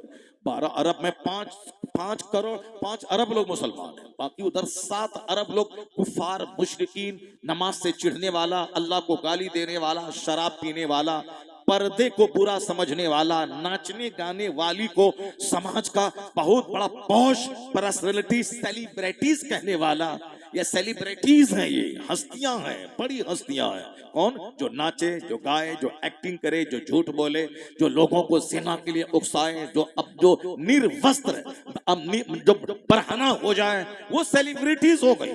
और जो शराफत से काम ले, जो ऑनेस्टी से काम ले, जो अच्छे लोग हैं, समाज में कभी झूठ न बोलता हो, कभी बदकारों की महफिल में न जाता हो, जो हजारों का करोड़ों का नुकसान हो जाए मगर किसी को धोखा नहीं देता हो, सेलिब्रिटीज तो वो है जो समाज का नमाजी, हाजी, नेक लोग, परहेजगार लोग, बाअखलाक लोग, जो खुद जहन्नम से बचना चाहते हैं, दुनिया वालों को बचाना चाहते हैं। अगर कोई हस्तियां हैं तो ये हस्तियां हैं जिसे देखो तो खुदा याद आ जाए। इंशाअल्लाह बहुत अच्छी तकरीर हो रही है। सेलिब्रिटीज तो ये है, हस्तियां तो ये है। और हस्ती हमने किसको बना दिया? क्रिकेटर को। हस्ती हमने बना दिया हॉकी और फुटबॉल खेलने वाले को। हमने हस्तियां बना दिया किसको? वो जो जोकर है दिल्ली का, शेख चिल्ली, पूरी टीम के साथ स्टेज पर आ गए और आराम से 2-3 घंटे खूब हंसाए, पेट में दर्द होने लगा, हंसाए, 5 लाख रुपए चल दिया। ये कलमकार इसी इलाके, पीलीभीत इलाके में, मैं आज से 6-7 साल पहले मैं खिताब के लिए आया था। कहा हजरत ये तो उर्स की कमेटी वाले गनीमत हैं जो चंद लोग बैठा करके आपको बोला कि दीन सुनवा रहे हैं, वरना नहीं ये लोग यहाँ अब पीलीभीत इलाके में तो अब तो वो दौर शुरू हो गया है कि साहब मौलाना की तकरीर में जब लोग नहीं रहते हैं, भीड़ भाड़ नहीं होती है, जिसके नाम पे भीड़ होगी उस सेलिब्रिटीज को बुलाया जाए। तो अब तकरीब है उर्स मुकद्दस, अब वहां आ रहे हैं कौन? शेख चिल्ली। शेख चिल्ली आज से 5 साल पहले की बात है। मैं आज इधर पूरनपुर इलाके में आया था, कहा कि यहाँ शेख चिल्ली लोग आ रहे हैं। जाहिर सी बात है तकरीर में आप लोग नहीं बैठेंगे, तो जलसा कमेटी वालों को, उर्स कमेटी वालों को लगेगा कि भीड़ होनी चाहिए, गैदरिंग, क्राउड, तब उसको लगेगा कि हाँ हमारा उर्स कामयाब हो गया। हमारा एक बंदा नेक रहे, एक बंदा उर्स में आए, तो वह उर्स कामयाब है जिसमें एक नेक अल्लाह वाला आ जाए। बेशक, सुभान अल्लाह। अगर 1 करोड़ की भीड़ लग जाए, गोंडा, मवाली, बदमाश, शराबी, बंदर, छुछंदर की 1 करोड़ की तादाद में आ जाए, बेनमाजी, शराबी, पापी, और तुम कहता है मेरा उर्स कामयाब हो गया, तुम्हारा उर्स 0/0 कुछ नहीं होगा, फेल हो गया तुम्हारा उर्स, नहीं है वो कामयाब। एक बंदा अगर अल्लाह वाला है तो वह करोड़ों पे भारी है। इस कदर दिल मर गया, इस कदर दिल अंधा हो गया, इस कदर चौपट हो गए लोग कि उर्स की तकरीब में साहब शेख चिल्ली को बुला रहे, जिस वली ने सारी जिंदगी गुनाह का मुंह नहीं देखा, जिन्होंने हमेशा अल्लाह से डरते हुए, रोते हुए जिंदगी के दिन गुजारे, उनके उर्स के नाम पे हारमोनियम लाया जा रहा है, उनके उर्स के नाम पे डीजे लाया जा रहा है, उनके उर्स के नाम पे साहब छाछन लाया जा रहा है। किस कदर बददियानती, किस कदर खयानत, किस कदर जुल्म, किस कदर अज़ाबे इलाही को दावत देने वाला काम है। जिस बंदे ने जिंदगी में कभी हारमोनियम का मुंह नहीं देखा, जिस बंदे ने जिंदगी में कभी झांझन का मुंह नहीं देखा, उनकी कब्र पर उनके विसाल के बाद तबला और बाजा और हारमोनियम का मुकाबला करवाया जा रहा है। बददियानती अल्लाह के अजाब को दावत देने वाली बात है। अल्लाह का तो कुछ नहीं बिगड़ेगा, इतना जान ले हिंदुस्तान के सारे मुसलमान, पूरी दुनिया के मुसलमान जान ले, अरब ममालिक के वह लोग जो नाम जिसका मुसलमान जैसा है, लेकिन बच्चों का सारा लिबास यहूदियों जैसा, उनके बहू बेटी का सारा कपड़ा यहूदियों जैसा, उनके घर का सारा कल्चर यहूदियों जैसा। ऐसे बेदीन और बददीन लोग मौजूद हैं। नाम है अरब, अरब से हमें प्यार है मुस्तफा की वजह से, मदीने के जर्रे जर्रे से मोहब्बत है हुजूर की वजह से। लेकिन हुजूर के शहर में कोई रह करके अगर शराब पिए और ये बोले कि मदीने की वजह से उस शराबी से प्यार किया जाएगा, नहीं होगा ऐसा। मदीने की गली से प्यार है मुस्तफा की वजह से, मदीने के फूल और कांटे से प्यार है आका अलैहिस्सलाम की वजह से, मुस्तफा के खानदान वालों से प्यार है मुस्तफा की वजह से। लेकिन अगर कोई बोले कि हम नबी के खानदान से हैं, वह मुस्तफा को गाली दे, नहीं माना जाएगा। लगा ले अपने नाम के साथ लफ्ज़ टाइटल लगा दे, सैयद फला, सैयद फला मौदूदी तो फला, फला कासमी तो फला, ये लगा ले अपने नाम के साथ फला नदवी, तो वहां भी तो सैयद का टाइटल है, उसको नहीं देखा जाएगा। देखा जाएगा कि वो नबी वाला है कि नहीं है। अगर नबी वाला नहीं है तो 1,00,000 बार सैयद लिख ले, वो हमारे लिए काबिल एहतराम नहीं है। हाँ, अमल खराब हो चलेगा, लेकिन अगर ईमान नहीं खराब हो गया, ईमान खराब हो गया, बदअकीदा हो गया, ईमान नहीं है, वो हमारे लिए काबिल एहतराम नहीं, किसी भी तरह काबिल एहतराम। जब वो नबी का ही नहीं है और नबी के दीन पर नहीं है, तो फिर वो हमारा किस काम का है। हमको प्यार मदीने से है हुजूर की वजह से, हमको अहले बैत से प्यार है हुजूर की वजह से, सहाबा से प्यार है हुजूर की वजह से, सरकार के औलाद से प्यार है हुजूर की वजह से। तो हुजूर की वजह से ही सारी चीजें प्यारी है। जो हुजूर का ही नहीं रहेगा, वो हमारे सर पे बैठने के काबिल वो नहीं रहेगा। तो मैं आपसे कहना चाहता हूं कि आज चाहे जो भी खुराफात वाहियात आप कर लें, ये समझ लें कि इस्लाम डैमेज हो जाएगा, हमारी बदअमली से इस्लाम कमजोर हो जाएगा। चाहे अरब के लोग कुछ भी कर लें, अजम के मुसलमान कुछ भी कर लें, इस्लाम डैमेज नहीं होगा। इस्लाम डैमेज कभी नहीं होगा। मुसलमान डैमेज होंगे, ये मारे जाएंगे, ये काफिरों के पांव का फुटबॉल बनेंगे, इनके घरों को उजाड़ा जाएगा, इनके बच्चों को मारा जाएगा, इनके घर में आग लगेगी, इनकी लाशें सड़ेंगी, एक पांव तक साहब घुटने तक खून में रंग जाएगी इनकी जमीन। ये सब होगा और हुआ है और जो बाकी होने वाला है ये, मगर इस्लाम को कोई खतरा नहीं होगा, इसलिए कि इस्लाम अल्लाह का पसंदीदा दीन है। मुसलमान अल्लाह की बात मानेंगे, रसूल पाक की बात मानेंगे, तो यहाँ सल्तनत मिलेगी, हुकूमत मिलेगी, राहत मिलेगी, इज्जत मिलेगी, सुकून मिलेगा, करार मिलेगा, जिंदगी अच्छे से गुजरेगी। मरेंगे तो वहां जन्नत जाएंगे, सोने चांदी का घर मिलेगा, हूरें मिलेंगी, 50,000 गिलमान मिलेंगे, 30 मर्दों के बराबर ताकत मिलेगी, 70 हूरें जो थूके तो सातों समंदर का नमकीन पानी मीठा हो जाए, ये सारी बहारें मिलेंगी वहां। और इस दुनिया में सुकून मिलेगा, चैन मिलेगा, इत्मीनान कल्ब मिलेगा, राहत मिलेगी, अच्छा समाज मिलेगा, सल्तनत मिलेगी, हुकूमत मिलेगी। शर्त है कि मोमिन बन के रहे, मुस्तफा का गुलाम बन के रहे, काफिरों की नकल न करे, न शादी में, न बियाह में, न अकीका में, न खतना में, न घर की तामीर में, न गाड़ी की खरीदारी में, न लिबास पहनने में, न बाल के स्टाइल में, न हाथ की अंगूठी में, न गले के चैन में, न पांव के लोहे के कड़े में, न अपनी बेटियों को जींस टी शर्ट पहनाने में, किसी में काफिरों की नकल न करें। नकल मुस्तफा की करें, बात मुस्तफा की माने, तो यहां राहत, सल्तनत, मरने के बाद जन्नत, दोनों जहान की हरियाली मुस्तफा के गुलामों के लिए है। कि मोहम्मद से वफा तूने तो हम तेरे हैं, ये जहां चीज है क्या लोहो कलम तेरे। सुभान अल्लाह, जिंदाबाद, वाह सुभान अल्लाह। लोहो कलम तेरे हैं। और अगर तुमने मुस्तफा की बात नहीं मानी, अगर तुमने कुरान हदीस की बात नहीं मानी, सिर्फ जबान से इस थोथनी से बोला कि अल्लाह है हमारा, काम सारा शैतानों जैसा करेगा, तो यहां जिल्लत मिलेगी, यहां रुसवाई मिलेगी, यहाँ काफिर तुम्हें काटेंगे भी, पीटेंगे भी, जलील करेंगे, तेरे सामने तेरे बाल बच्चे ज़बह होंगे, ये सब होगा। और ये मत समझना कि मुसलमान जेल में ठूस दिए गए और मुसलमान काट दिए गए तो इस्लाम खतरे में पड़ जाएगा, ऐसा कभी मत सोचना और कभी मत बोलना। मौलाना अगर बोलता है इस्लाम खतरे में है तो मौलाना झूठा है। अगर नेता कोई बोलता है इस्लाम खतरे में है तो वो नेता झूठा है। इस्लाम न कभी खतरे में था, न आज है, न कयामत तक रहेगा। ये बंदे की बात झूठी, अल्लाह की बात सच्ची। अल्लाह कहता है, क्या कहता है? अल्लाह कहता है इन्ना नहनु नज़्ज़लना ज़िक्र व इन्ना लहू लहाफ़िज़ून। हमने ये कुरान उतारा है, हम ही इसके मुहाफिज हैं। चाहे तुम पढ़ोगे तो तेरा भला, घर में बरकत, सीने में ठंडक, आंख में राहत, बीमारी का इलाज, खेती बाड़ी में बरकत, तिजारत में बरकत, सब होगी। लेकिन अगर तुमने छोड़ दिया कुरान पढ़ना तो ये मत समझना कि कुरान पाक मिट जाएगा या काफिर इसे कुरान पाक को दुनिया से खत्म कर देंगे। नहीं, अल्लाह कहता है इसके मुहाफिज हम हैं। और युरीदून लियुत्फिउ नूरल्लाहि बिअफ़वाहिहिम वल्लाहु मुतिम्मु नूरी। ये कुफारो मुशरिकीन अपने मुंह से चाहते हैं कि इस्लाम का चिराग बुझा दें, इस्लाम का नूर बुझा दें। अल्लाह कहता है ये बुझाना चाहते हैं, अल्लाह इस चिराग को पूरा करना चाहता है। इसको पूरा कर, अल्लाह मुतिम्मु नूरी, इस नूर को पूरा करने वाला है।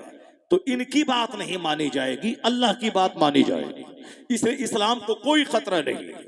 अलबत्ता बदकार मुसलमानों को खतरा है। ये जेल में ठूसे जाएंगे, ये काटे जाएंगे, ये पीटे जाएंगे, ये हक से महरूम कर दिए जाएंगे, ये दाने दाने को तड़पेंगे। ये सजा उनकी बदअमली की। अगर सजा मिल गई, अगर ईमान सलामत रहा कि अल्लाह अल्लाह कर रहा है, रसूल पाक पे ईमान ला रहा है, तो नारे तकबीर, नारे माशाअल्लाह, रिसालत, सुभान नारे गौसियत, सुभान मसला के अला हजरत, नारे तकबीर। सुभान अल्लाह। देखिए हमारे हारून भाई आ गए, माशाअल्लाह, क्या बात है। बहुत दूर से सफर करके तशरीफ ले आए और साहब उस्मान हारूनी भाई के नात पढ़ते हैं, नात की तरह नात पढ़ते हैं। मैं बहुत पसंद करता हूँ इनको। ना उछलते हैं, ना गाते हैं, ना कोई मशीन अपने साथ में लाते हैं। माशाअल्लाह बिल्कुल जबरदस्त। आज तक आप लोगों ने कोई मशीन देखा है इनके साथ? कभी नहीं देखा। ये 25 साल से नात पढ़ रहे हैं, बचपन से नात पढ़ रहे हैं। ना कोई मशीन है, ना कोई झाझन है, कुछ नहीं है। बस खड़े हो गए तो न साहब इधर करना है, ना उधर करना है, ना नचवाना, बस पढ़ रहे, मस्ती से पढ़ रहे हैं अपना। नात खानी इसे कहते हैं। ये सब नात खानी। अब वो झाझन, वो साहब बाजा, वो पैर से हिलाना डुलाना, ये सारी चीजें सब मजाज खराब करने वाली चीजें, महफिल को कव्वाली की महफिल की तरफ ले जाने वाली चीजें। वरना जलसा 5-5 दिन के पहले जलसा होता था, तकरीरें होती थी, साल भर उस तकरीर का चर्चा होता था। तकरीरें होती थी, अमाल के इसलाह पे होती थी, अकायद की दुरुस्तगी पे तकरीरें होती थी। जलसा का एक सब चलता फिरता मदरसा होता था। अल्लाह तबारक व तआला फिर उसी दौर को अल्लाह ताला हमें अता फरमा दे ताकि मलसे से उठें तो साल भर आबादी में रहमत व नूर की बारिश होती रहे और हर तरफ दीनी तालीमी सिलसिला जारी रहे। अब जरा गौर से सुनिए, इस्लाम को कोई खतरा नहीं है, किसी से कभी भी नहीं। हम बुरे हैं, हम मारे जाएंगे, हम काटे जाएंगे। हमारे लोग, जाहिर सी बात है, मेरे बच्चों का कपड़ा जब फटा हुआ पैंट रहेगा, बाल जोकर की तरह बना लेंगे चारों तरफ से, दाढ़ी मोड़ लेंगे, मुस्तफ़ा की सुन्नत को बिल्कुल खत्म कर डालेंगे, नमाज मस्जिदें वीरान हो जाएंगी। अब हमारी माँ बहन बेटियां जो घर को जन्नत बनाने के लिए हैं, वह जीन्स टी शर्ट पहन के डॉक्टर इंजीनियर मास्टर बनने के शौक में घर से बाहर निकल जाएगी। मर्द खाता कमाता है, पेट नहीं भरा, और एक औरत कमाएगी खाएगी और तब जाके घर वाले का पेट भरेगा। जबकि इस्लाम ने महर की रकम मर्द को, नानो नफका मर्द पर, कपड़ा मर्द पर, ये सब दिया कि रो रानी बन के रहेगी। वो कमाने के लिए नहीं पैदा हुई है, वो तुम्हारे घर को जन्नत नुमा बनाने के लिए, तुम्हारी औलाद पैदा करने के लिए, तेरे दिलों को तस्कीन पैदा करने के लिए। और तुम उनको साहब सड़कों पे निकाल दिया इंजीनियर डॉक्टर बनने के शौक में। इंजीनियर तो बनी नहीं, अलबत्ता इज्जत तार तार कर दिया। डॉक्टर तो बनी नहीं, अलबत्ता इज्जत की धज्जियां उड़ा दी, समाज को ज़नाकारी की दहलीज पे लाके खड़ा कर दिया। ऐसा नहीं कि पढ़ने लिखने के बाद आदमी बार बार देखेगा तो जी भर जाएगा। जहां नहीं देखा जाता है वहां देखने का शौक होता है, जहां दिन रात देखते रहेंगे वहां शौक मिट जाएगा। 110% झूठ है ये। एंटी नेचुरल बात में सदाकत कहां से आएगी? कलकत्ता के मेडिकल कॉलेज में क्या हुआ जहां लड़कियां पढ़ रही हैं, एमडी लड़की के साथ कॉलेज के प्रिंसिपल ने को काला करतूत किया कि सारी दुनिया में हिंदुस्तान की तू मच गई, बदनामी हो गई। डॉक्टर पढ़ने वाली लड़कियां डॉक्टर, साहब तहखाने में रैकेट चल रहा है। क्या क्या नहीं हिंदुस्तान में हो रहा है, कभी थाने में, कभी जीआरपीएफ नौजवान के सामने, कभी शेल्टर होम में, कभी हॉस्टल में, कभी साहब भोपाल और साहब कोटा में हॉस्टल में, गर्ल्स हॉस्टल, बॉयज हॉस्टल, क्या तमाशे हो रहे हैं सबको मालूम है। अल्लाह ने ऐसे नहीं कहा था करना फी बुयूतिकुन्ना वला तबर्रजना तबर्रुजल जाहिलिया।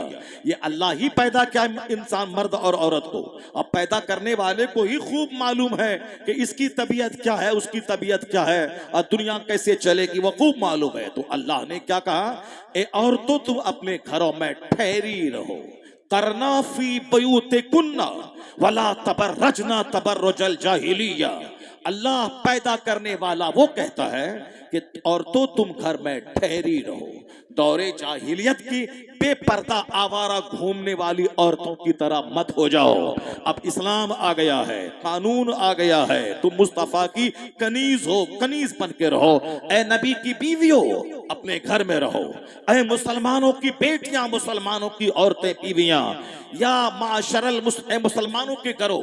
अल्लाह ने क्या फरमाया, कुल्लिल मोमिनीन यकुद्दु मिन अबसारिहिम, ए मुसलमानों निगाहें नीची रख, अपनी शर्मगाह की हिफाजत कर। व कुल्लिल मोमिनात यगदुदना मिन अबसारिहिन्ना, ए हबीब आप मुसलमान औरतों से कह दीजिए वो निगाहें नीची रखें। आवारा यहाँ छत पे, वहां दुकान पे, दूसरों के चेहरे पे ये आवारा निगाह मत दौड़ा, निगाहें नीची रख। मर्द भी निगाहें नीची रखें, औरतें भी निगाहें नीची रखें। वक़रना फी बुयूतिकुन्ना, अपने घर में ठहरी रहो, अपने घर में ठहरी रहो। तो अल्लाह ने तुझको ऐसा बनाया है जिसमें मर्दों के लिए कशिश रखा है। यह कशिश इसीलिए है ताकि तेरे से उनकी शादी हो, तुझसे उनको राहत मिले, उनसे तुझको राहत मिले। लेकिन अगर आवारा सड़कों पे घूमने लगोगी तो आम अजनबी मर्द तुमको निशाना बनाएंगे, तो एक दरिंदा भेड़िया की तरह तुम्हें नोच खाएंगे, तुम्हारी इज्जत को खतरा है। अल्लाह ने तेरे चेहरे पे दाढ़ी नहीं दी है ताकि मर्द के लिए तेरा चेहरा खूबसूरत लगे। अल्लाह ने सर से लेके पांव तक तेरा जो ढांचा बनाया है, उस ढांचे में कशिश है, उस ढांचे में हुस्न जमाल है, मर्द की खुराक है। वहां अल्लाह ने ऐसा स्ट्रक्चर बनाया है जिसमें बच्चों की खुराक का इंतजाम है, अब बच्चों के बाप की खुराक का भी इंतजाम है, तो अब बच्चों के बाप को भी उससे लुत्फ हासिल होगा और तुम्हारे बच्चों की खुराक का वो जरिया है। इसीलिए ऐसा स्ट्रक्चर है। अब जो तुम मर्दों की तरफ बनियान पहन के घूमोगी तो समाज के मर्दों का क्या हाल होगा? आवारा गुंडा, उसकी नजर तुझ पर पड़ेगी और 10 बंदे जो तुमको नोचना चाहेंगे तो तेरी इज्जत तो पामाल हो जाएगी, जान भी खतरे में पड़ेगी। और जहां भी ऐसा हुआ ऐसा ही हुआ।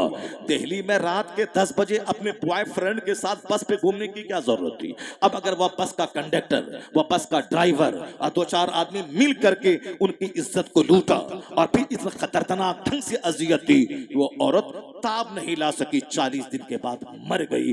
उसका जिम्मेदार कौन है? क्या कहा कुरान ने, करना फी बुयूतिकुन्ना, अपने घर में ठहरी रहो, आवारा औरतों की तरफ मत फिरा करो।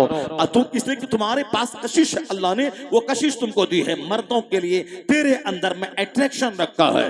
तुम अट्रैक्शन ना रहे तो फिर तुम्हारा गुजर बसर कैसे होगा? तुम्हारी माँ कहाँ, तुम्हारा बाप कहाँ, तुम्हारा समाज कहाँ, तुम्हारे रिश्तेदार कहाँ? एक अजनबी मर्द तुझको अल्लाह के नाम पे कबूल करता है, बीवी बना के तुझको रखता है, फिर तुम सारा समाज, सारा संसार भूल कर अपने शौहर के बन के रह जाती हो। ये कौन है जो अजनबी दिल में तेरी मोहब्बत अता कर देता है? जहां अल्लाह का डर नहीं है वहां क्या होगा? वही जो जबलपुर का ढाबा वाला किया, नागपुर के एक मुसलमान घराने की बेटी, ये बिल्कुल मॉडर्न बनने के चक्कर में, जहां दीन नहीं, इस्लाम नहीं, आलिमों का आना जाना नहीं, वहां तो दीन को खतरा है। अब वहां साहब मॉडर्नाइजेशन, जिद्दत के नाम पे, मॉडर्नाइजेशन के नाम पे, जदीद कल्चर के नाम पे, वेस्टर्न कल्चर के नाम पे, अब क्या हुआ? आधुनिक के युग में आधुनिक तौर पे चलने के लिए लव, मोहब्बत, प्यार के नाम पे मोहब्बत करी, मजहब को तर्क किया, उनके साथ गए। सारा हिंदुस्तान जाना किस तरह उसके बदन को निचोड़ कर उसको ज़बह करके गला दबा के जबलपुर के एक नाले में उसको घुसेड़ दिया, जहां अल्लाह का डर नहीं होगा, जहां सिर्फ नफ्स की तस्कीन की जाएगी।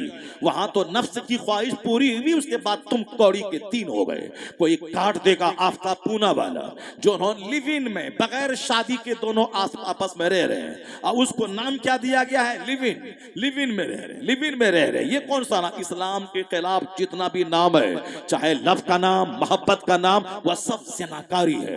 लिव इन जिनाकारी है, बगैर निकाह के रह रहे हैं। ये जिनाकारी कैसी व्यवस्था है वो, जिसको कानूनी तौर पर जवाब फराहम किया गया है? मर्द मर्द के साथ निकाह करें, औरत औरत के साथ निकाह करें। लोग कहते हैं अक्लमंद दुनिया में बढ़ रहे हैं, इसीलिए तो हुजूर ने कहा था आखिर जमाने में लोगों की अक्लें छीन ली जाएंगी, लोग पागल दीवाने की तरह होंगे।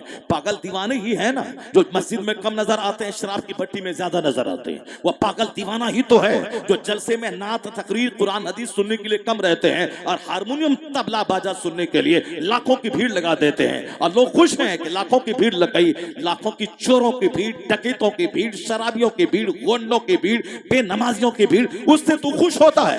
वो तेरे दिल में नफाक पैदा होगा। जो गंदा गंदे को पसंद करता है, पाखाने का कीड़ा पाखाना को पसंद करता है, और भोरा गुलाब को पसंद करता है, नमाजी मस्जिद पसंद करता है, मुसलमान कुरान हदीस पसंद करता है, और जो आवारा है वो आवारगी की महफिल को पसंद करता है। और जो जिस तबीयत का मालिक होगा वो वैसा ही पसंद करेगा। जो जहन्नमी होगा वो नाच गाने को पसंद करेगा, वो सनीमा को पसंद करेगा, वो हारमोनियम तबला बाजा को पसंद करेगा। और जो जन्नती होगा उसको तो अल्लाह का कलाम प्यारा है, मुस्तफा की नात प्यारी है, उसको तो कुरान प्यारा है, उसको तो मस्जिद प्यारी है, उसको तो जो अल्लाह रसूल की बात जिस जलसे में की जाए वह महफिल उसके नजदीक प्यारी है। अब भीड़ को देख के खुश होता है। भीड़ तो शराबियों की है, भीड़ तो गुंडों की है, भीड़ तो लुच्चों लफंगों की है। भीड़ मस्जिद में अगर लग रही हो मुबारक है, भीड़ अगर दरसगाह में लग रही हो मुबारक है, अगर भीड़ दीनी महफिलों में अगर हो रही हो कुरान हदीस सुनने वालों की, तब वह भीड़ मुबारक है। वरना क्राउड को देखेगा तो अभी तो कई लाख क्राउड वहां पर लगने वाला है, कई लाख की भीड़ वहां जमा होने वाली है। नाम मैं नहीं लूंगा, वहां भीड़ जमा होने वाली है, जगह जगह पोस्टर लग रहा है, शिर्क की भीड़ लगने वाली है। भीड़ को कभी कभी अमेरिका में लगती है, अभी 31st नाइट को भीड़ गोवा में समंदर के किनारे लगने वाली है। अभी लोग 15-15 लाख रुपए खर्च करके लोग अफ्रीका से, अमेरिका से, न जाने कहां कहां से आएंगे तुम्हारे हिंदुस्तान के गोवा में समंदर के किनारे। अब क्या करेंगे? वो वहां जुआ भी खेलेंगे, शराब भी पिएंगे, और फिर डुबकी लगाएंगे समंदर के किनारे रेत पर, बिल्कुल मीठी मीठी धूप का मजा लेंगे। जहां शराब, जहां ज़िना, जाके देखे 15-15 लाख रुपए खर्च करके कितनी भीड़ लगी है। अभी गोवा एयरपोर्ट पे जहां हर तरफ शराब की बदबू मिलेगी, समंदर के किनारे जाएं, बिल्कुल सफेद किस्म के लोग, गोरे सफेद किस्म के लोग, बिल्कुल ऐसा लगेंगे जैसे सफेद बाल वाला कोई जानवर नदी के किनारे सोया हुआ है। तो उस भीड़ को अच्छा समझेगा। जहां 15 लाख रुपए खर्च करके लोग आए हैं, तो भीड़ भीड़ का नाम मत लेना। एक बंदा अगर राहे हक पर है, वही सवादे आजम है, वही सबसे बड़ी जवाब है। अगर कुफ्र की तरफ करोड़ों लोग खड़े हैं, अगर वो गलत है, कुफ्र है, शिर्क है, जुर्म है, हराम है, तो उसका कोई वैल्यू नहीं है। वैल्यू इमाम हुसैन का है, जो 72 मिल के वहां थे। अब 22,000 जो हुसैन के मुखालिफ आए हैं, हक वहां नहीं है, हक हुसैन के पास है। क्राउड हुसैन के पास नहीं है, क्राउड यजीदियों के पास है। इसलिए क्राउड की बात, भीड़ की बात कभी जबान पे मत लाना। यहाँ क्वांटिटी नहीं देखी जाती है, इस्लाम में क्वालिटी देखी जाती है। एक नमाजी 1,000 शराबी पे भारी है, क्योंकि उनके साथ शैतान है, इनके साथ खुदा। नारे तकबीर, नारे रिसालत, मसलके आला हजरत, उलमाए अहले सुन्नत, नारे तकबीर। माशाअल्लाह। क्राउड की बात मत करना, भीड़ की बात मत करना, क्वांटिटी की बात कर, क्वालिटी की बात करना। क्वालिटी जिसके पास है, वो अल्लाह ने जो कहा वो सच है। अल्लाह से हट के जब बंदा सोचेगा, दुनिया में तबाही आएगी। नहीं देखा तुमने 5 बलात्कारी को फांसी की सजा हो गई, लेकिन उसके बावजूद आए दिन ज़िना और रेप और कत्ल के मामला पेश आ रहे हैं। क्यों नहीं रुक रहा? मैं तो अक्सर कहता हूं, आपने 5 बंदों को फांसी दे दी, फिर भी रेप नहीं रोक पाया। क्राइम नहीं रुक पाया। यहाँ तक कि पढ़े लिखे लोग मेडिकल कॉलेज में इस तरह की बुराई कर रहे हैं, तहखाने में इस तरह का कारोबार चल रहा है। तो इसका मतलब ये नहीं कि जहाँ दिन रात लड़कियां अधनंगी चल रही हैं, लिबास पहनने के बाद भी वो नंगी ही नजर आती हैं, तो फिर वहां देखते देखते जी भर जाएगा। ये भरने वाली चीज नहीं है। ऐसा थोड़ी कि आज मैं 10 रोटी खा लूं तो कल भूख नहीं लगेगी, कल मैं आज मैं पानी पी लूं 1 लीटर तो कल प्यास नहीं लगेगी। नहीं, जब तक बंदा जिंदा है तब तक प्यास लगेगी, जब तक बंदा जिंदा है तब तक भूख लगेगी, और जब तक बंदा जवान है तब तक औरतों की चाहत होगी। इसीलिए अब उस चाहत को कंट्रोल देना है, उस भूख को कंट्रोल देना है, उस प्यास को एक लाइन देनी है। ऐसा नहीं कि जो मिले सब पी ले, नहीं, क्या पीना है क्या नहीं पीना है ये बताना है। क्या लीगल है क्या इलीगल है, क्या राइट है क्या रॉन्ग है, क्या परमिटेड है क्या फॉरबिडन है, क्या जायज है क्या नाजायज है, क्या पिए क्या नहीं पिए, क्या खाएं क्या नहीं खाएं, ये देखना है। उसी तरह जब औरतों की ख्वाहिश हर मर्द के दिल में है और मर्दों की ख्वाहिश हर औरत के दिल में है, अगर ये ख्वाहिश बेलगाम हो गई तो समाज में जुल्म होगा, समाज में कत्ल होगा, समाज में अफरा तफरी रहेगी। बीवी रहेगी दूसरे की, 10 गुंडे की नजर में उसकी बीवी अच्छी लगी, फिर उसकी बीवी को वहां से बाई फोर्स निकालेगा, उससे रेप करेगा, उसको कत्ल करेगा। ये समाज में कत्ल आम हो जाएगा, औरतों को पाने के लिए कत्ल आम हो जाएगा। इसलिए कहा गया जब आपकी कचहरी, आपका कोर्ट, आपकी आर्मी, आपकी फौज जब रेप नहीं रोक पाई तो आप कानून पर्दा का मजाक उड़ाते हैं। नहीं देखा आपने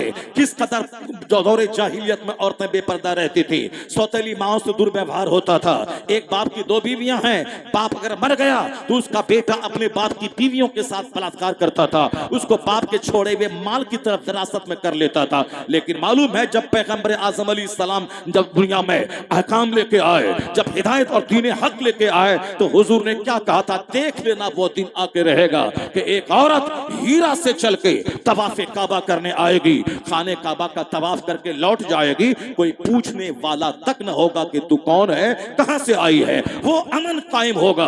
तो अमन कायम हुआ जहां सौतेली माताओं से दुर्व्यवहार होता था, जहां पड़ोसी की औरतों से ज़िना होता था, जहां पानी से ज्यादा शराब पी जाती थी। अचानक वो मुआशरा कैसे बदल गया, कैसे बदल गया। खुद नते जो राह पे औरों के हादी बन गए। क्या नजर थी जिसने मुर्दों को मसीहा कर दिया। अरब के वही लोग जो चोर थे दूसरों के माल के मुहाफिज बन गए, जो अपनी सौतेली माताओं की आबरू के लुटेरे थे वो अजनबी औरतों की आबरू के मुहाफिज बन गए। जो एक सिक्के की खातिर चोरी करते थे अब करोड़ों का माल पड़ा हुआ है, चोरी करना तो दूर उस माल के मुहाफिज बन के खड़े हैं, कोई इसका माल ले जाए। ऐसी सोच कहां से बदल गई। आका ने कहा था अभी खौफ में तुम लोग जी रहे हो और कहते हो कि हम लोग कैसे, हम लोग इस्तिंजा करने बाहर जाते हैं तो भी जान का खतरा लगा रहता है। हुजूर ने कहा था सब्र करना, वो दिन आने वाला है कि अमन का राज होगा, हर तरफ पीस कायम होगा। यहां तक कि एक औरत हीरा से चल के आएगी, तवाफ़े काबा करके लौट जाएगी, कोई पूछने वाला न होगा कि तू कौन है, कहां से आई है। वो दिन आके रहा। एक सहाबी कहते हैं मैंने देखा वो दिन आ गया जब इस्लाम का दबदबा कायम हुआ, इस्लामिक गवर्नमेंट कायम हुई, कुफ्र और शिर्क पर तबाही आई। सारे कुफ्फार और मुशरिकीन कुछ तो मारे गए और जो सारे कलमा पढ़ लिए। जब हर तरफ इस्लामी सल्तनत कायम हुई, चोरी खत्म, डकैती खत्म, शराब नोशी खत्म, ज़िनाकारी खत्म, यहां तक कि वह लोग ज़िना के आदी अब इस कदर अंदर से बदल गए जो कहते मैंने देखा एक औरत जेवरात से लैस होकर आई है, हीरा से इराक से चलकर तवाफ़े काबा करके लौट गई है। रास्ते में सिवाय दरिंदा जानवरों के किसी इंसान की तरफ से कोई मजालिम का कोई खौफ नहीं था। तो अचानक ऐसा किसने बदला। वो कानून मुस्तफा था जो समाज बदल दिया, वो कानून मुस्तफा था जो बंदों की टेंडेंसी बदल दी, जो जीने का अंदाज बदल दिया। आज आपके पास कचहरी है मगर रोजाना आपके अखबारात में बलात्कार की खबरें आ रही है, रोजाना रेप की खबरें आ रही है, रोजाना कत्ल की खबरें आ रही है। औरतें बचेंगी, औरतें पढ़ेंगी का नारा दे रहे हैं, रोजाना औरतें मारी जा रही है, पामाल की जा रही है। साहब औरतों के साथ ज़िना हो रहा है, पब्लिकली ज़िना हो रहा है, लोगों की हुजूम के सामने उसको नंगा किया जा रहा है, उसके साथ रेप हो रहा है और आप तमाशा देख रहे हैं और कह रहे हैं कि साहब नारियां बचेंगी, नारियां पढ़ेंगी। इसीलिए पढ़ेंगी नारियां मेडिकल कॉलेज में ताकि मेडिकल कॉलेज का प्रिंसिपल उसके साथ रेप करे, उसको कत्ल कर दे। तो आपको समझ लेना चाहिए आप पुलिस की मौजूदगी में रेप नहीं रोक पाए, आर्मी आर्मी की मौजूदगी में रेप नहीं रोक पाए, सल्तनत की मौजूदगी में रेप नहीं पाए, तो अब तो कम से कम एक फार्मूला को अपना लीजिए। वह फार्मूला मुस्तफा का है, वह कानून पर्दा, उसको अपना लीजिए कि मर्द औरतों से अलग रहे, औरतें मर्द से अलग रहे। जब रेलवे स्टेशन में दोनों का डब्बा अलग रह सकता है, तो पढ़ने के इदारे भी, गर्ल्स कॉलेज अलग रहे, बॉयज कॉलेज अलग रहे, पढ़ाने वाले यहाँ मर्द रहे, पढ़ाने वाली वहां औरतें रहे, ट्यूशन सेंटर में दोनों अलग रहे, कोचिंग सेंटर में दोनों अलग रहे। मखलूत निज़ाम तालीम को बंद कीजिए। 18 साल का जवान, 18 साल का जवान लड़का, जवान लड़की एक टेबल पर दोनों पढ़ेंगे तो रेप से कोई उसको रोक नहीं पाएगा। अगर 2-4 लड़कों की नजर उस पर पड़ी तो फिर आपस में कत्ल होगा उसको पाने की खातिर। तो आपने आर्मी की मौजूदगी में, कचहरी की मौजूदगी में जिना नहीं रोक पाया, तो अब तो मेरी बात मुझसे कम मान लीजिए, मुस्तफा का कानून अपना लीजिए। अब कानून पर्दा नाफिज कीजिए, करना फी बयूते कुन्ना पे अमल कीजिए, वो या फजना फरूजहुन्ना पे अमल कीजिए, कुल्लिल मोमिनात यगदुदना मिन अबसारिहिन्ना पे अमल कीजिए। औरतों को पर्दे में रखिए, मर्दों को उसके करीब न जाने दीजिए। सोशल तौर पर शादी करके एक दूसरे से करीब होइए। अल्लाह ने आपके लिए ही बनाया है, आपको उनके लिए बनाया है, तो सामाजिक तौर पर निकाह करके एक दूसरे से कुर्बत हासिल कीजिए, और ज़िना के तौर पर नहीं। तो मैं दावे से कहता हूं, जिस दिन मुस्तफा का कानून पर्दा दुनिया में नाफिज हो जाए, 90% रेप और कत्ल का मामला खत्म हो जाएगा।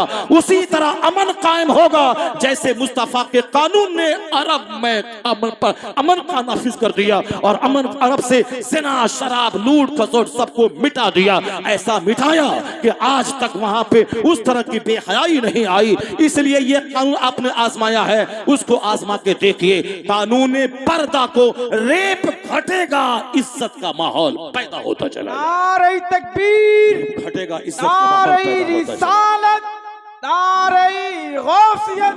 ठीक है, मैं तो उम्मीद करता हूं कि कभी भी नहीं गवर्नमेंट इस बात को तस्लीम करेगी। जब उनको हिजाब बर्दाश्त नहीं है, उनको निकाब बर्दाश्त नहीं है, तो फिर उनको ये कानून पर्दा कैसे बर्दाश्त होगा। उसको कम से कम जो मुस्तफ़ा का गुलाम है, जो मुस्तफ़ा का कलमा पढ़ने वाला है, जो मुस्तफ़ा को अपना नबी और पेशवा रहनुमा मानने वाला है, कम से कम ये तो कर सकते हैं। ये तो कम से कम इंजीनियर, डॉक्टर बनने के शौक में अपनी बेटी को बेपर्दा न करें। कम से कम ये तो कर सकते हैं, मैट्रिक इंटर ग्रेजुएशन के चक्कर में अपनी बेटी को जींस और टी शर्ट पहना करके समाज को सेना की दावत ये तो न दें। कम से कम ये तो मुस्तफ़ा के उसूल पे अमल करें। कम से कम ये तो कुरान पाक की हिदायतों को माने। कम से कम ये तो बुजुर्गान दिन के तर्ज जिंदगी को अपनी जिंदगी में दाखिल करें। काम सारा काफिरों जैसा, और उम्मीद करते हैं अल्लाह की रहमतें नाजिल हो जाए, बरकतें नाजिल हो जाएं। ऐसा नहीं होगा। काम करना होगा मुस्तफ़ा के गुलामों जैसा।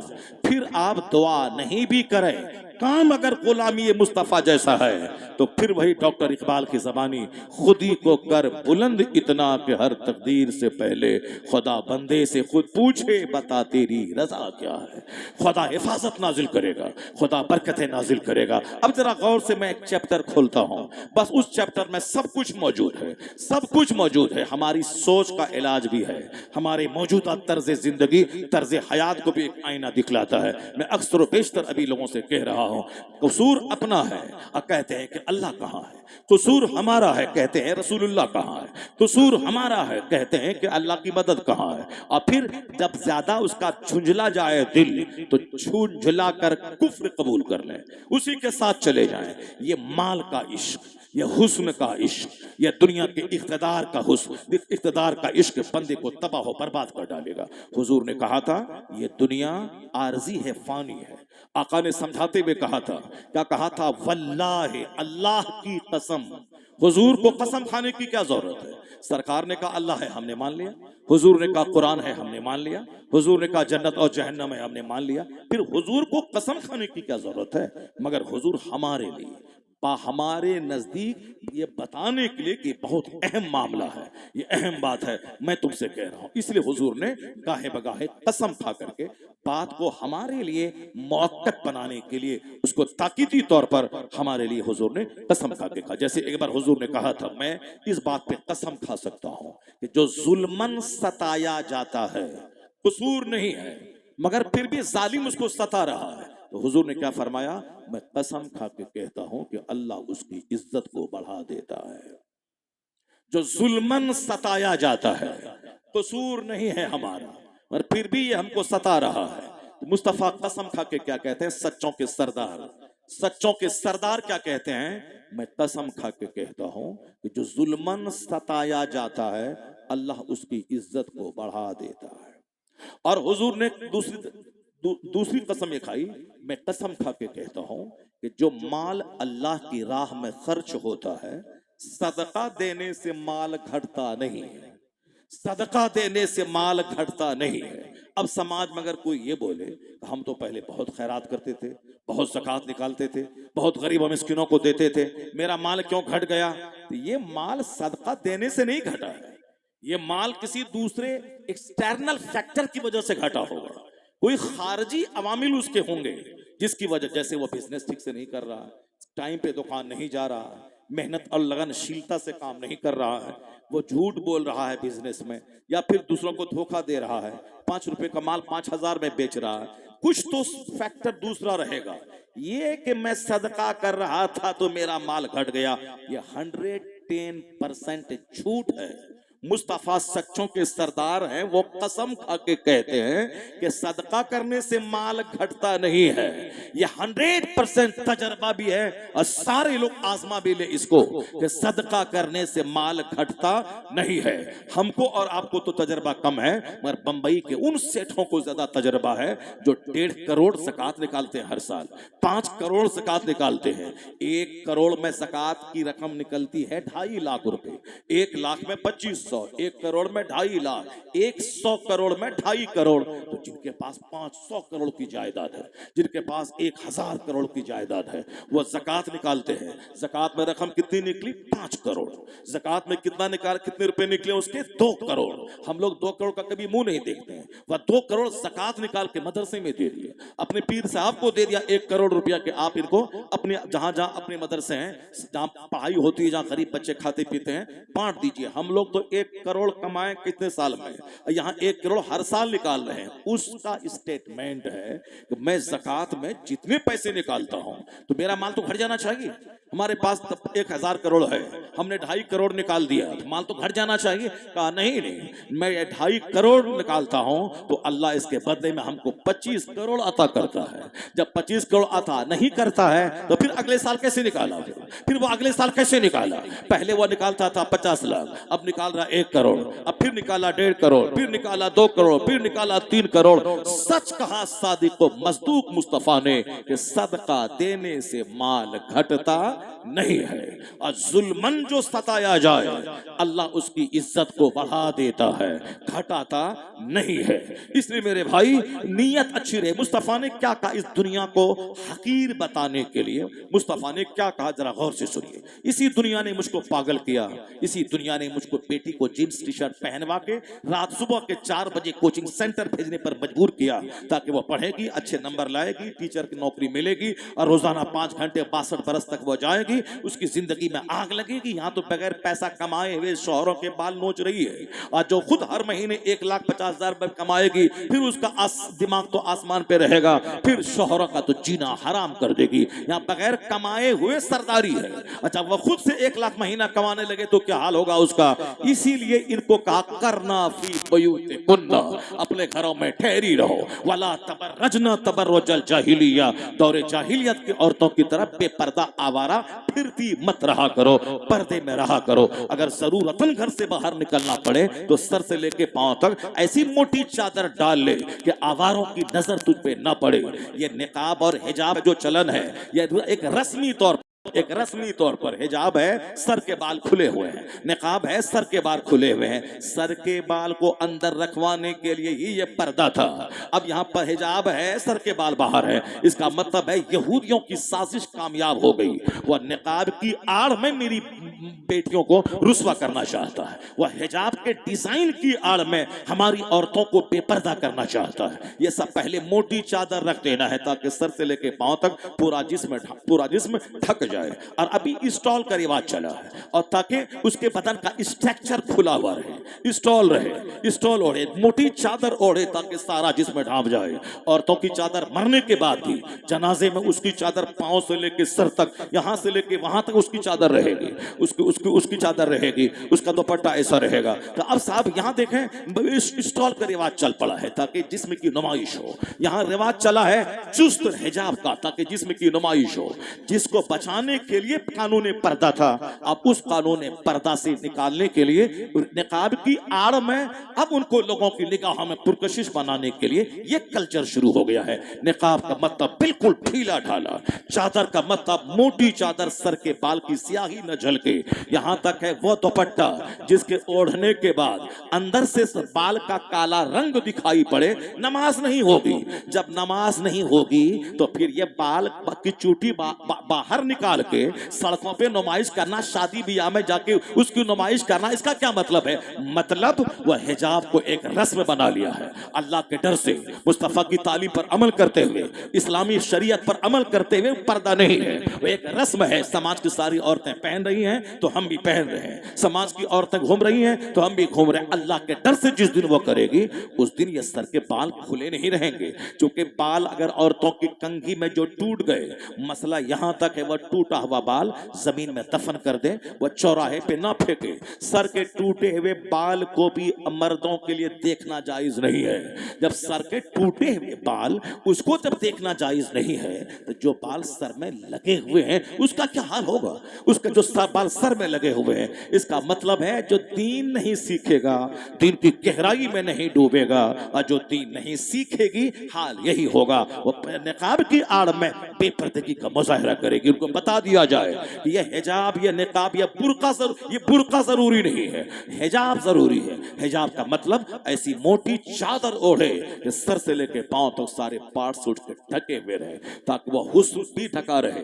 अगर वह बदसूरत है तो उसका ऐब भी ढका हुआ रहे ताकि बदसूरती देख के समाज के लोगों को नफरत ना हो। और अगर खूबसूरत है तो दो चार लुच्चे लफंगे दरिंदे की नजर न लगे कि सब उसको नोचना चाहें। तो पर्दे में ये बड़ा मेरिट और बड़ी क्वालिटी ये भी है कि पर्दे की वजह से हुस्न भी छुपा रहता है, पर्दे की वजह से ऐब भी छुपा रहता है ताकि उसकी बदसूरती दूसरों पर आया ना हो, वरना रिश्ता मुश्किल से आएगा। उसका हुस्न बेनकाब ना हो, वरना 50 दरिंदे उसको निचोड़ना चाहेंगे, फिर केस मुकदमा, मार धाड़, मजहब बदलेंगे, लोग सब कुछ करेंगे। ये बेपर्दगी की वजह से इस्लाम के हर काम में हिकमतों का सैलाब छुपा हुआ है। जिस कौम की औरतों के झाझन की आवाज अजनबी मर्दों के कान में जाए, आया है किताब में कि अल्लाह उस कौम के मर्दों की दुआ को रद्द कर देता है। यानी जिस कौम की औरतें बेपर्दा फिरे, उस कौम के मर्द अगर मस्जिद में जाके दुआ करेंगे, दुआ कबूल नहीं होगी। वह खाने काबा में जाके दुआ करेंगे, दुआ कबूल नहीं होगी। दुआ की कबूलियत के लिए हलाल ग़िज़ा जरूरी है, और दुआ की कबूलियत के लिए औरतों का पर्दे में रहना जरूरी है। औरतों पर जुमा की नमाज फर्ज नहीं है ताकि वह पर्दे में रहे, क्योंकि जुमा की नमाज के लिए घर से बाहर निकलना पड़ेगा, वह घर से बाहर ना निकले, वह घर में रहे। ईद और बकरीद की जबरदस्त नमाज, साल में 2 नमाज, वह 2 नमाज औरतों पे वाजिब नहीं है, वह घर में रहे। मर्द पढ़ेंगे, ईदगाह जाएंगे, मस्जिद जाएंगे, वो चूंकि वो नमाज घर में नहीं होती है, उस नमाज के लिए जमात चाहिए, तो अब जमात के लिए घर से बाहर निकलेंगी, तो इसलिए वो नमाज उस पर जरूरी नहीं है, वाजिब नहीं है कि वह नमाज पढ़े, तो घर में रहे। जुमा फर्ज नहीं है पर्दे की वजह से।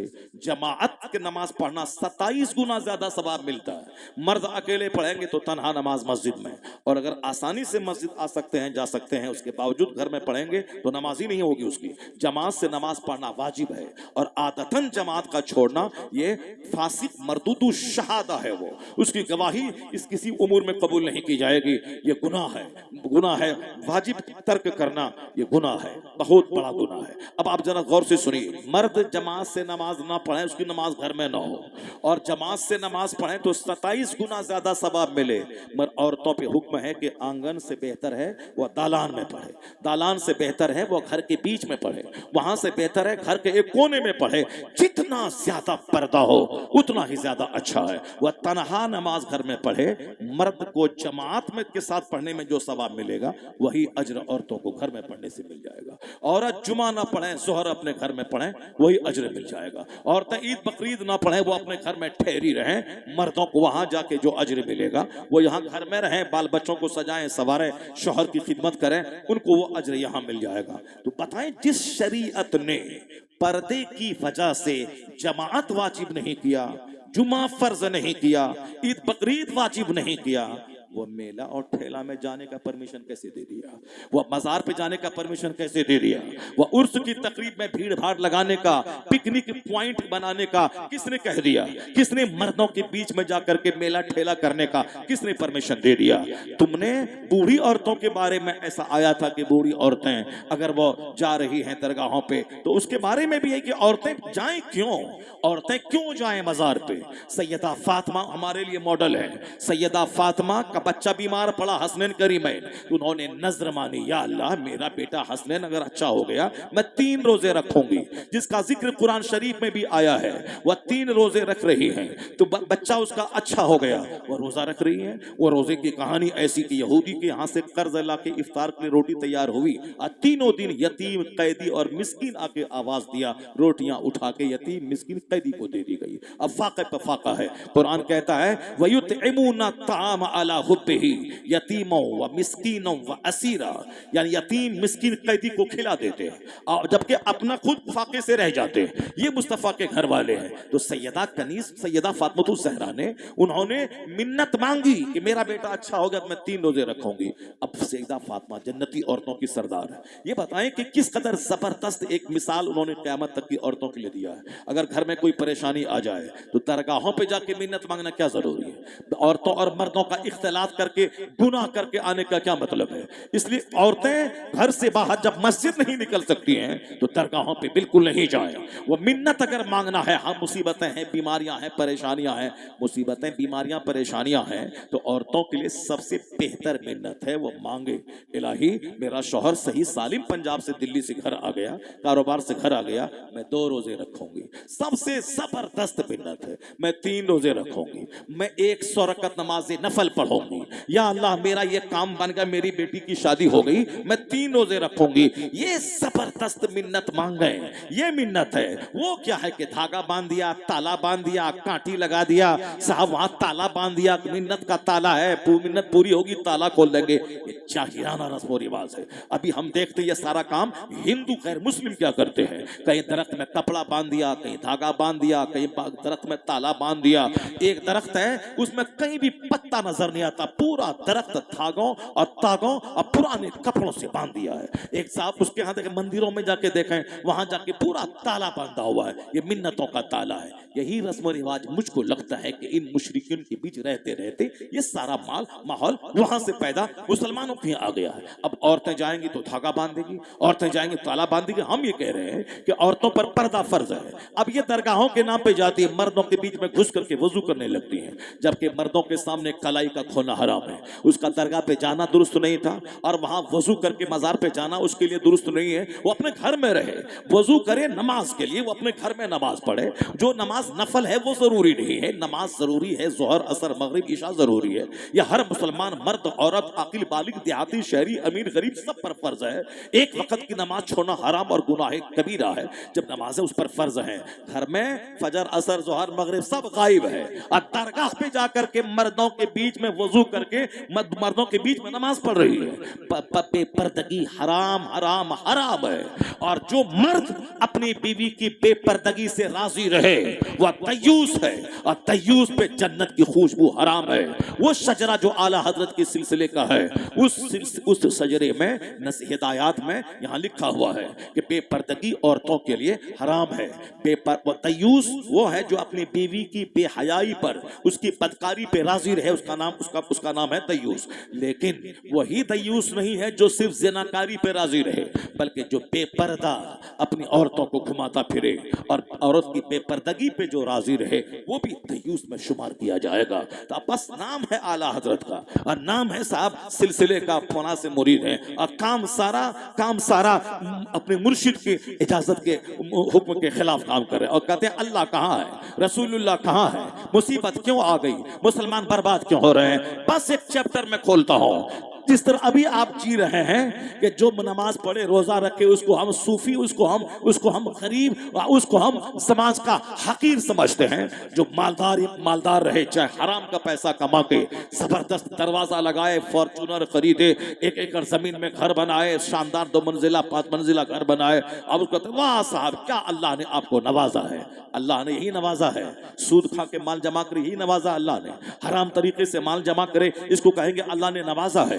यह जलील सी दुनिया अल्लाह जलीलों को देता है। यह अल्लाह के रसूल ने क्या फरमाया कसम खा करके, तो हुजूर ने एक मरी हुई बकरी जिसका कान कटा हुआ था उसका कान पकड़ के कहा अय्युकुम, तुम में से कौन है जो इस बकरी को खरीदेगा। सहाबा ने कहा सरकार ये बकरी अगर जिंदा भी होती तो कोई नहीं खरीदता। हुजूर आप कहते हैं 1 दिरहम के बदले में कौन खरीदेगा, सरकार कौन खरीदेगा। ये तो अगर जिंदा भी रहती तो कोई नहीं लेता, चूंकि इसके कान कटे हुए हैं, कान कटे हुए हैं, कान कटे हुए हैं। अब जाए कि मर चुकी है, अब उसको 1 दिरहम के बदले में कौन खरीदेगा। आका फरमाते हैं जिस तरह तुम्हारे नजदीक या ऐबदार बकरी तुम्हारे नजदीक बेवसन है, जलील है, कोई इसको फ्री में नहीं लेगा, इस कदर तेरे नजदीक जलील है। मुस्तफा कहते हैं वल्लाहि लद्दुनिया अहवन अलल्लाह, अल्लाह की कसम ये दुनिया जिसको बहुत बड़ी चीज समझते हो, ये दुनिया जिसने मदरसा मस्जिद खानका जलसा सबको उजाड़ दिया, जिसने हमें जानवरों से बदतर आदत तो अतवार दे दी, सलाम कलाम सब खत्म, हाजजी बुर्दबारी नरमी सब खत्म, घमंड गुरूर कीना कदूरत हसद जलन, दूसरों को नाम बिगाड़ के बोलना, दूसरों की तौहीन करना, जिना शराब सूद, ये जो स्तर से लेके पांव तक गुनाहों में डूब गए। इसी दुनिया के चंद सिक्के दुनिया की ख्वाहिशात ने तबाह किया। वो दुनिया क्या है। हुजूर कहते हैं जिस तरह तुम्हारे नजदीक ये मरी हुई बकरी जलील है, इससे ज्यादा जलील ये दुनिया अल्लाह के नजदीक है। इससे ज्यादा जलील ये दुनिया अल्लाह के नजदीक है। जो दुनिया आप हराम करके कमाना चाहते हो अल्लाह के नजदीक जलील है ये दुनिया। ये दुनिया के चलते आखिरत बर्बाद नहीं की जाएगी। अल्लाह दुनिया तलाश की जाएगी हलाल तरीके से, मकान बनाया जाएगा हलाल तरीके से, खाना खाया जाएगा हलाल तरीके से, गाड़ी खरीदी जाएगी हलाल तरीके से, जायज तरीके से। हराम से खाना, हराम से घर बनाना, हराम से कपड़ा पहनना, हराम कमा के दौलत जमा करके फख्र करना, इतराना कि हम सबसे बड़े मालदार हैं, ये है मजमूम। इसको कहा गया ये दुनिया मरी हुई बकरी से ज्यादा जलील है। इसको हमारे बुजुर्गों ने कहा दुनिया जीफा व तुल्लाबुहा किलाब, ये दुनिया मुर्दार है, इसके तलबगार कुत्ते हैं। यानी दुनिया जैसे मरी हुई बकरी, उसका खाने वाला कुत्ता, उसी तरह नमाज रोजा हज ज़कात हलाल हराम की तमीज खोकर जो सिर्फ दुनिया पे फोकस करे और माल सिर्फ हासिल करे, उसकी मिसाल कुत्ते की जो मरी हुई बकरी पे रीझ रहा हो।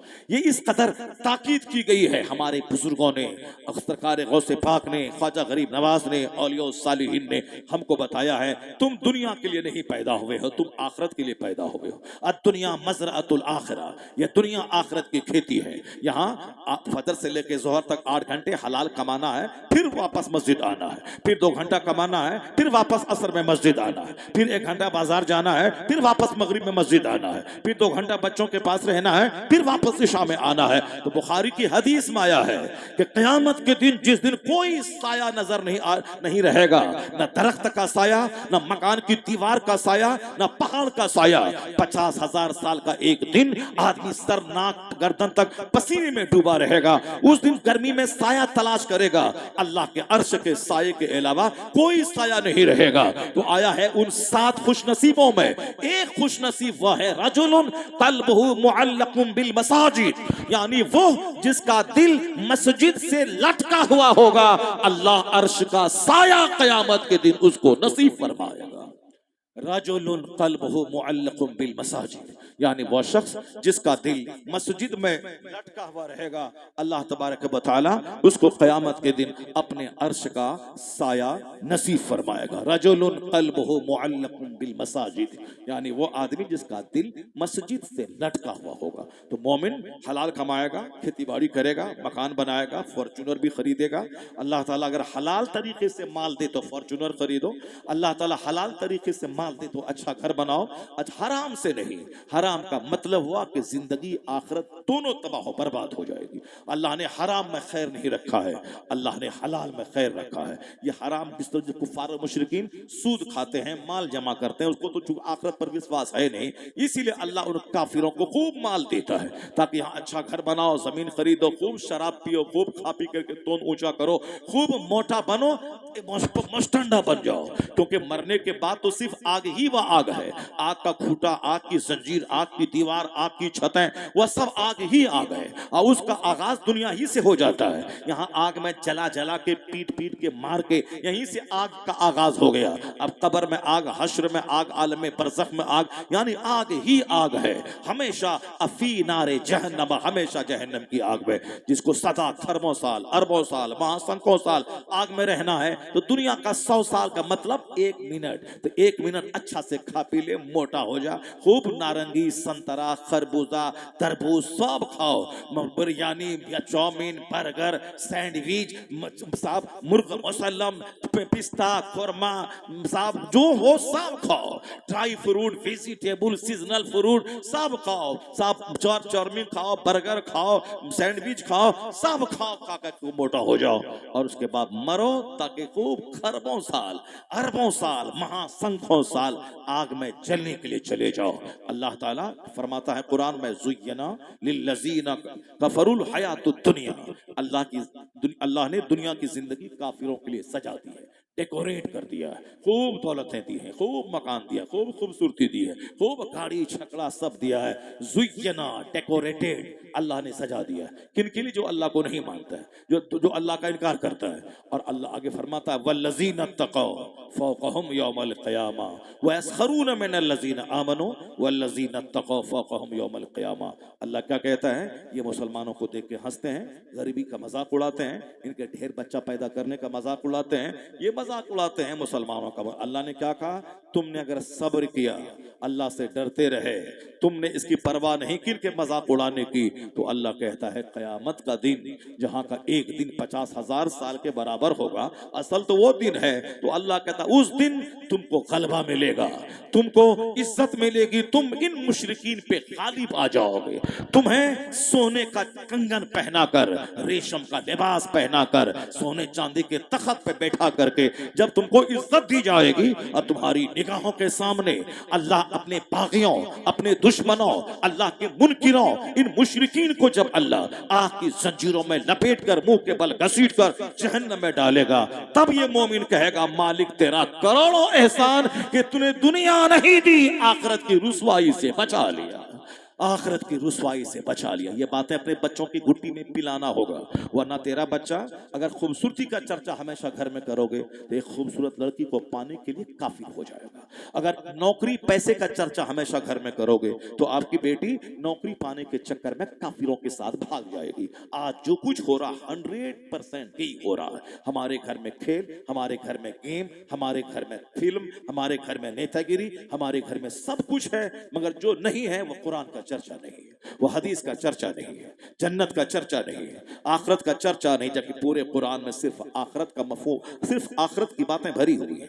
हदीस पाक में सिर्फ आखिरत की बातें भरी हुई हैं। ला ऐशा इल्ला ऐशुल आखिरा, ये करना होगा, वरना आज तो बच्चे कम भाग रहे हैं, आने वाले वक्त में चार्मिंग उसके पास रहेगी और हम अपने बच्चों को ग्लैमर और चार्मिंग की बातें करेंगे तो वो चार्मिंग वहां मिलेगा, वहीं भाग जाएगा। अगर हम यहाँ मकान, दुकान, गाड़ी, छकड़ी की बात करेंगे तो हमारी बच्ची को जहां मकान, दुकान, गाड़ी, छकड़ा मिला का मुशरिकों की तरफ से, वो वहीं भाग जाएगी। और हुजूर ने सच कहा, आखिर जमाने में इतना लोग कमजोर हो जाएंगे कि सुबह मोमिन रहेंगे, शाम काफिर हो जाएंगे, शाम मोमिन रहेंगे, सुबह काफिर हो जाएंगे। वयुबीउद्दीनहु बिअरदी मिन दुनिया, अल्लाह के रसूल कहते हैं आखिर जमाने में लोग दुनिया के बदले में अपना दीन बेच डालेंगे, दुनिया के बदले में अपना दीन बेच डालेंगे। जैसे अभी कल अभी सुना रहा था अमर डोभा में कि सरकार दो जहां की तौहीन हुई, हम लोग जुलूस निकालने के लिए हम लोग जुलूस निकालने की तैयारी कर रहे थे।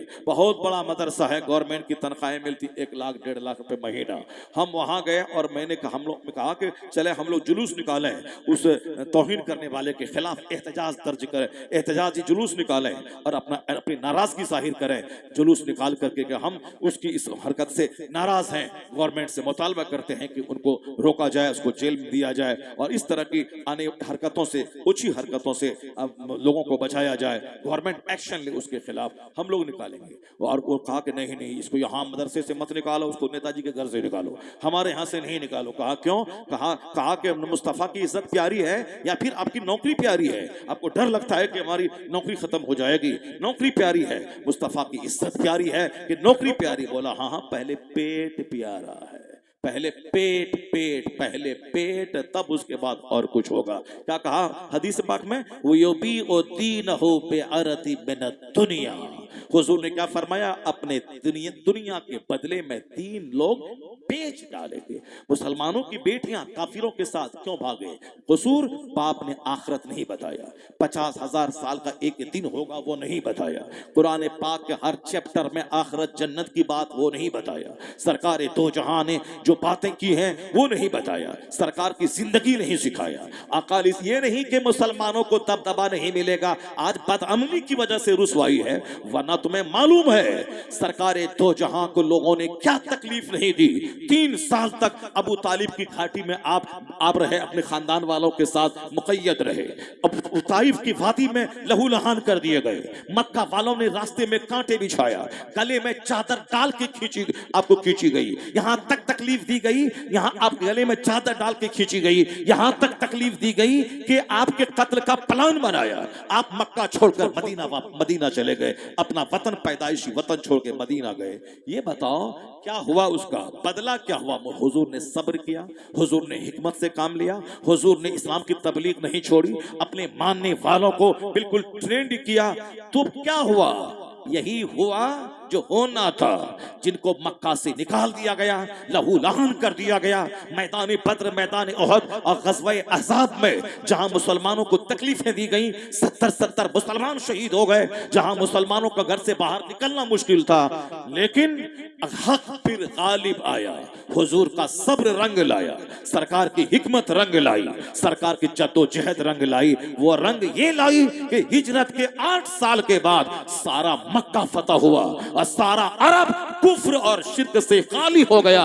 और ऐसा हुआ, वही जिन्हें मारा जा रहा था वही मक्का के हाकिम बन गए, वही मदीना के हाकिम बन गए, वही यमन के हाकिम बन गए। पूरे अरब, पूरी आधी दुनिया, आधे भूभाग पे मुसलमानों को सल्तनत मिल गई, ताकि दुनिया वाला जान ले कि झूठ को इज्जत नहीं मिलती है, सच्चाई को इज्जत मिलती है। ताकि दुनिया वाला जान ले सब्र में ताकत है, जुल्म में ताकत नहीं है। उन कुफ्फार और मुशरिकीन को बड़ा घमंड था, अपनी दौलत पे घमंड था, अपने हथियार पे घमंड था, अपने पुख्ता मकान पे घमंड था, अपने इख्तिदार पे घमंड था। बस सारा घमंड चकनाचूर हो गया और जो मक्का से निकले वही सारे अरब, सारी दुनिया के फातेह बन गए, सारी दुनिया के फातेह बन गए। और ये इस बात की दलील है कि सच्चों को हमेशा जीत मिलती है। यह दुनिया आरजी फानी है, हक को हमेशा गलबा मिलेगा। तो हक वाले भले ही सताए जाएं, हक वाले भले ही टॉर्चर किए जाएं, और वल्लज़ीना तक़ौ फ़ौक़हुम यौमल क़ियामा,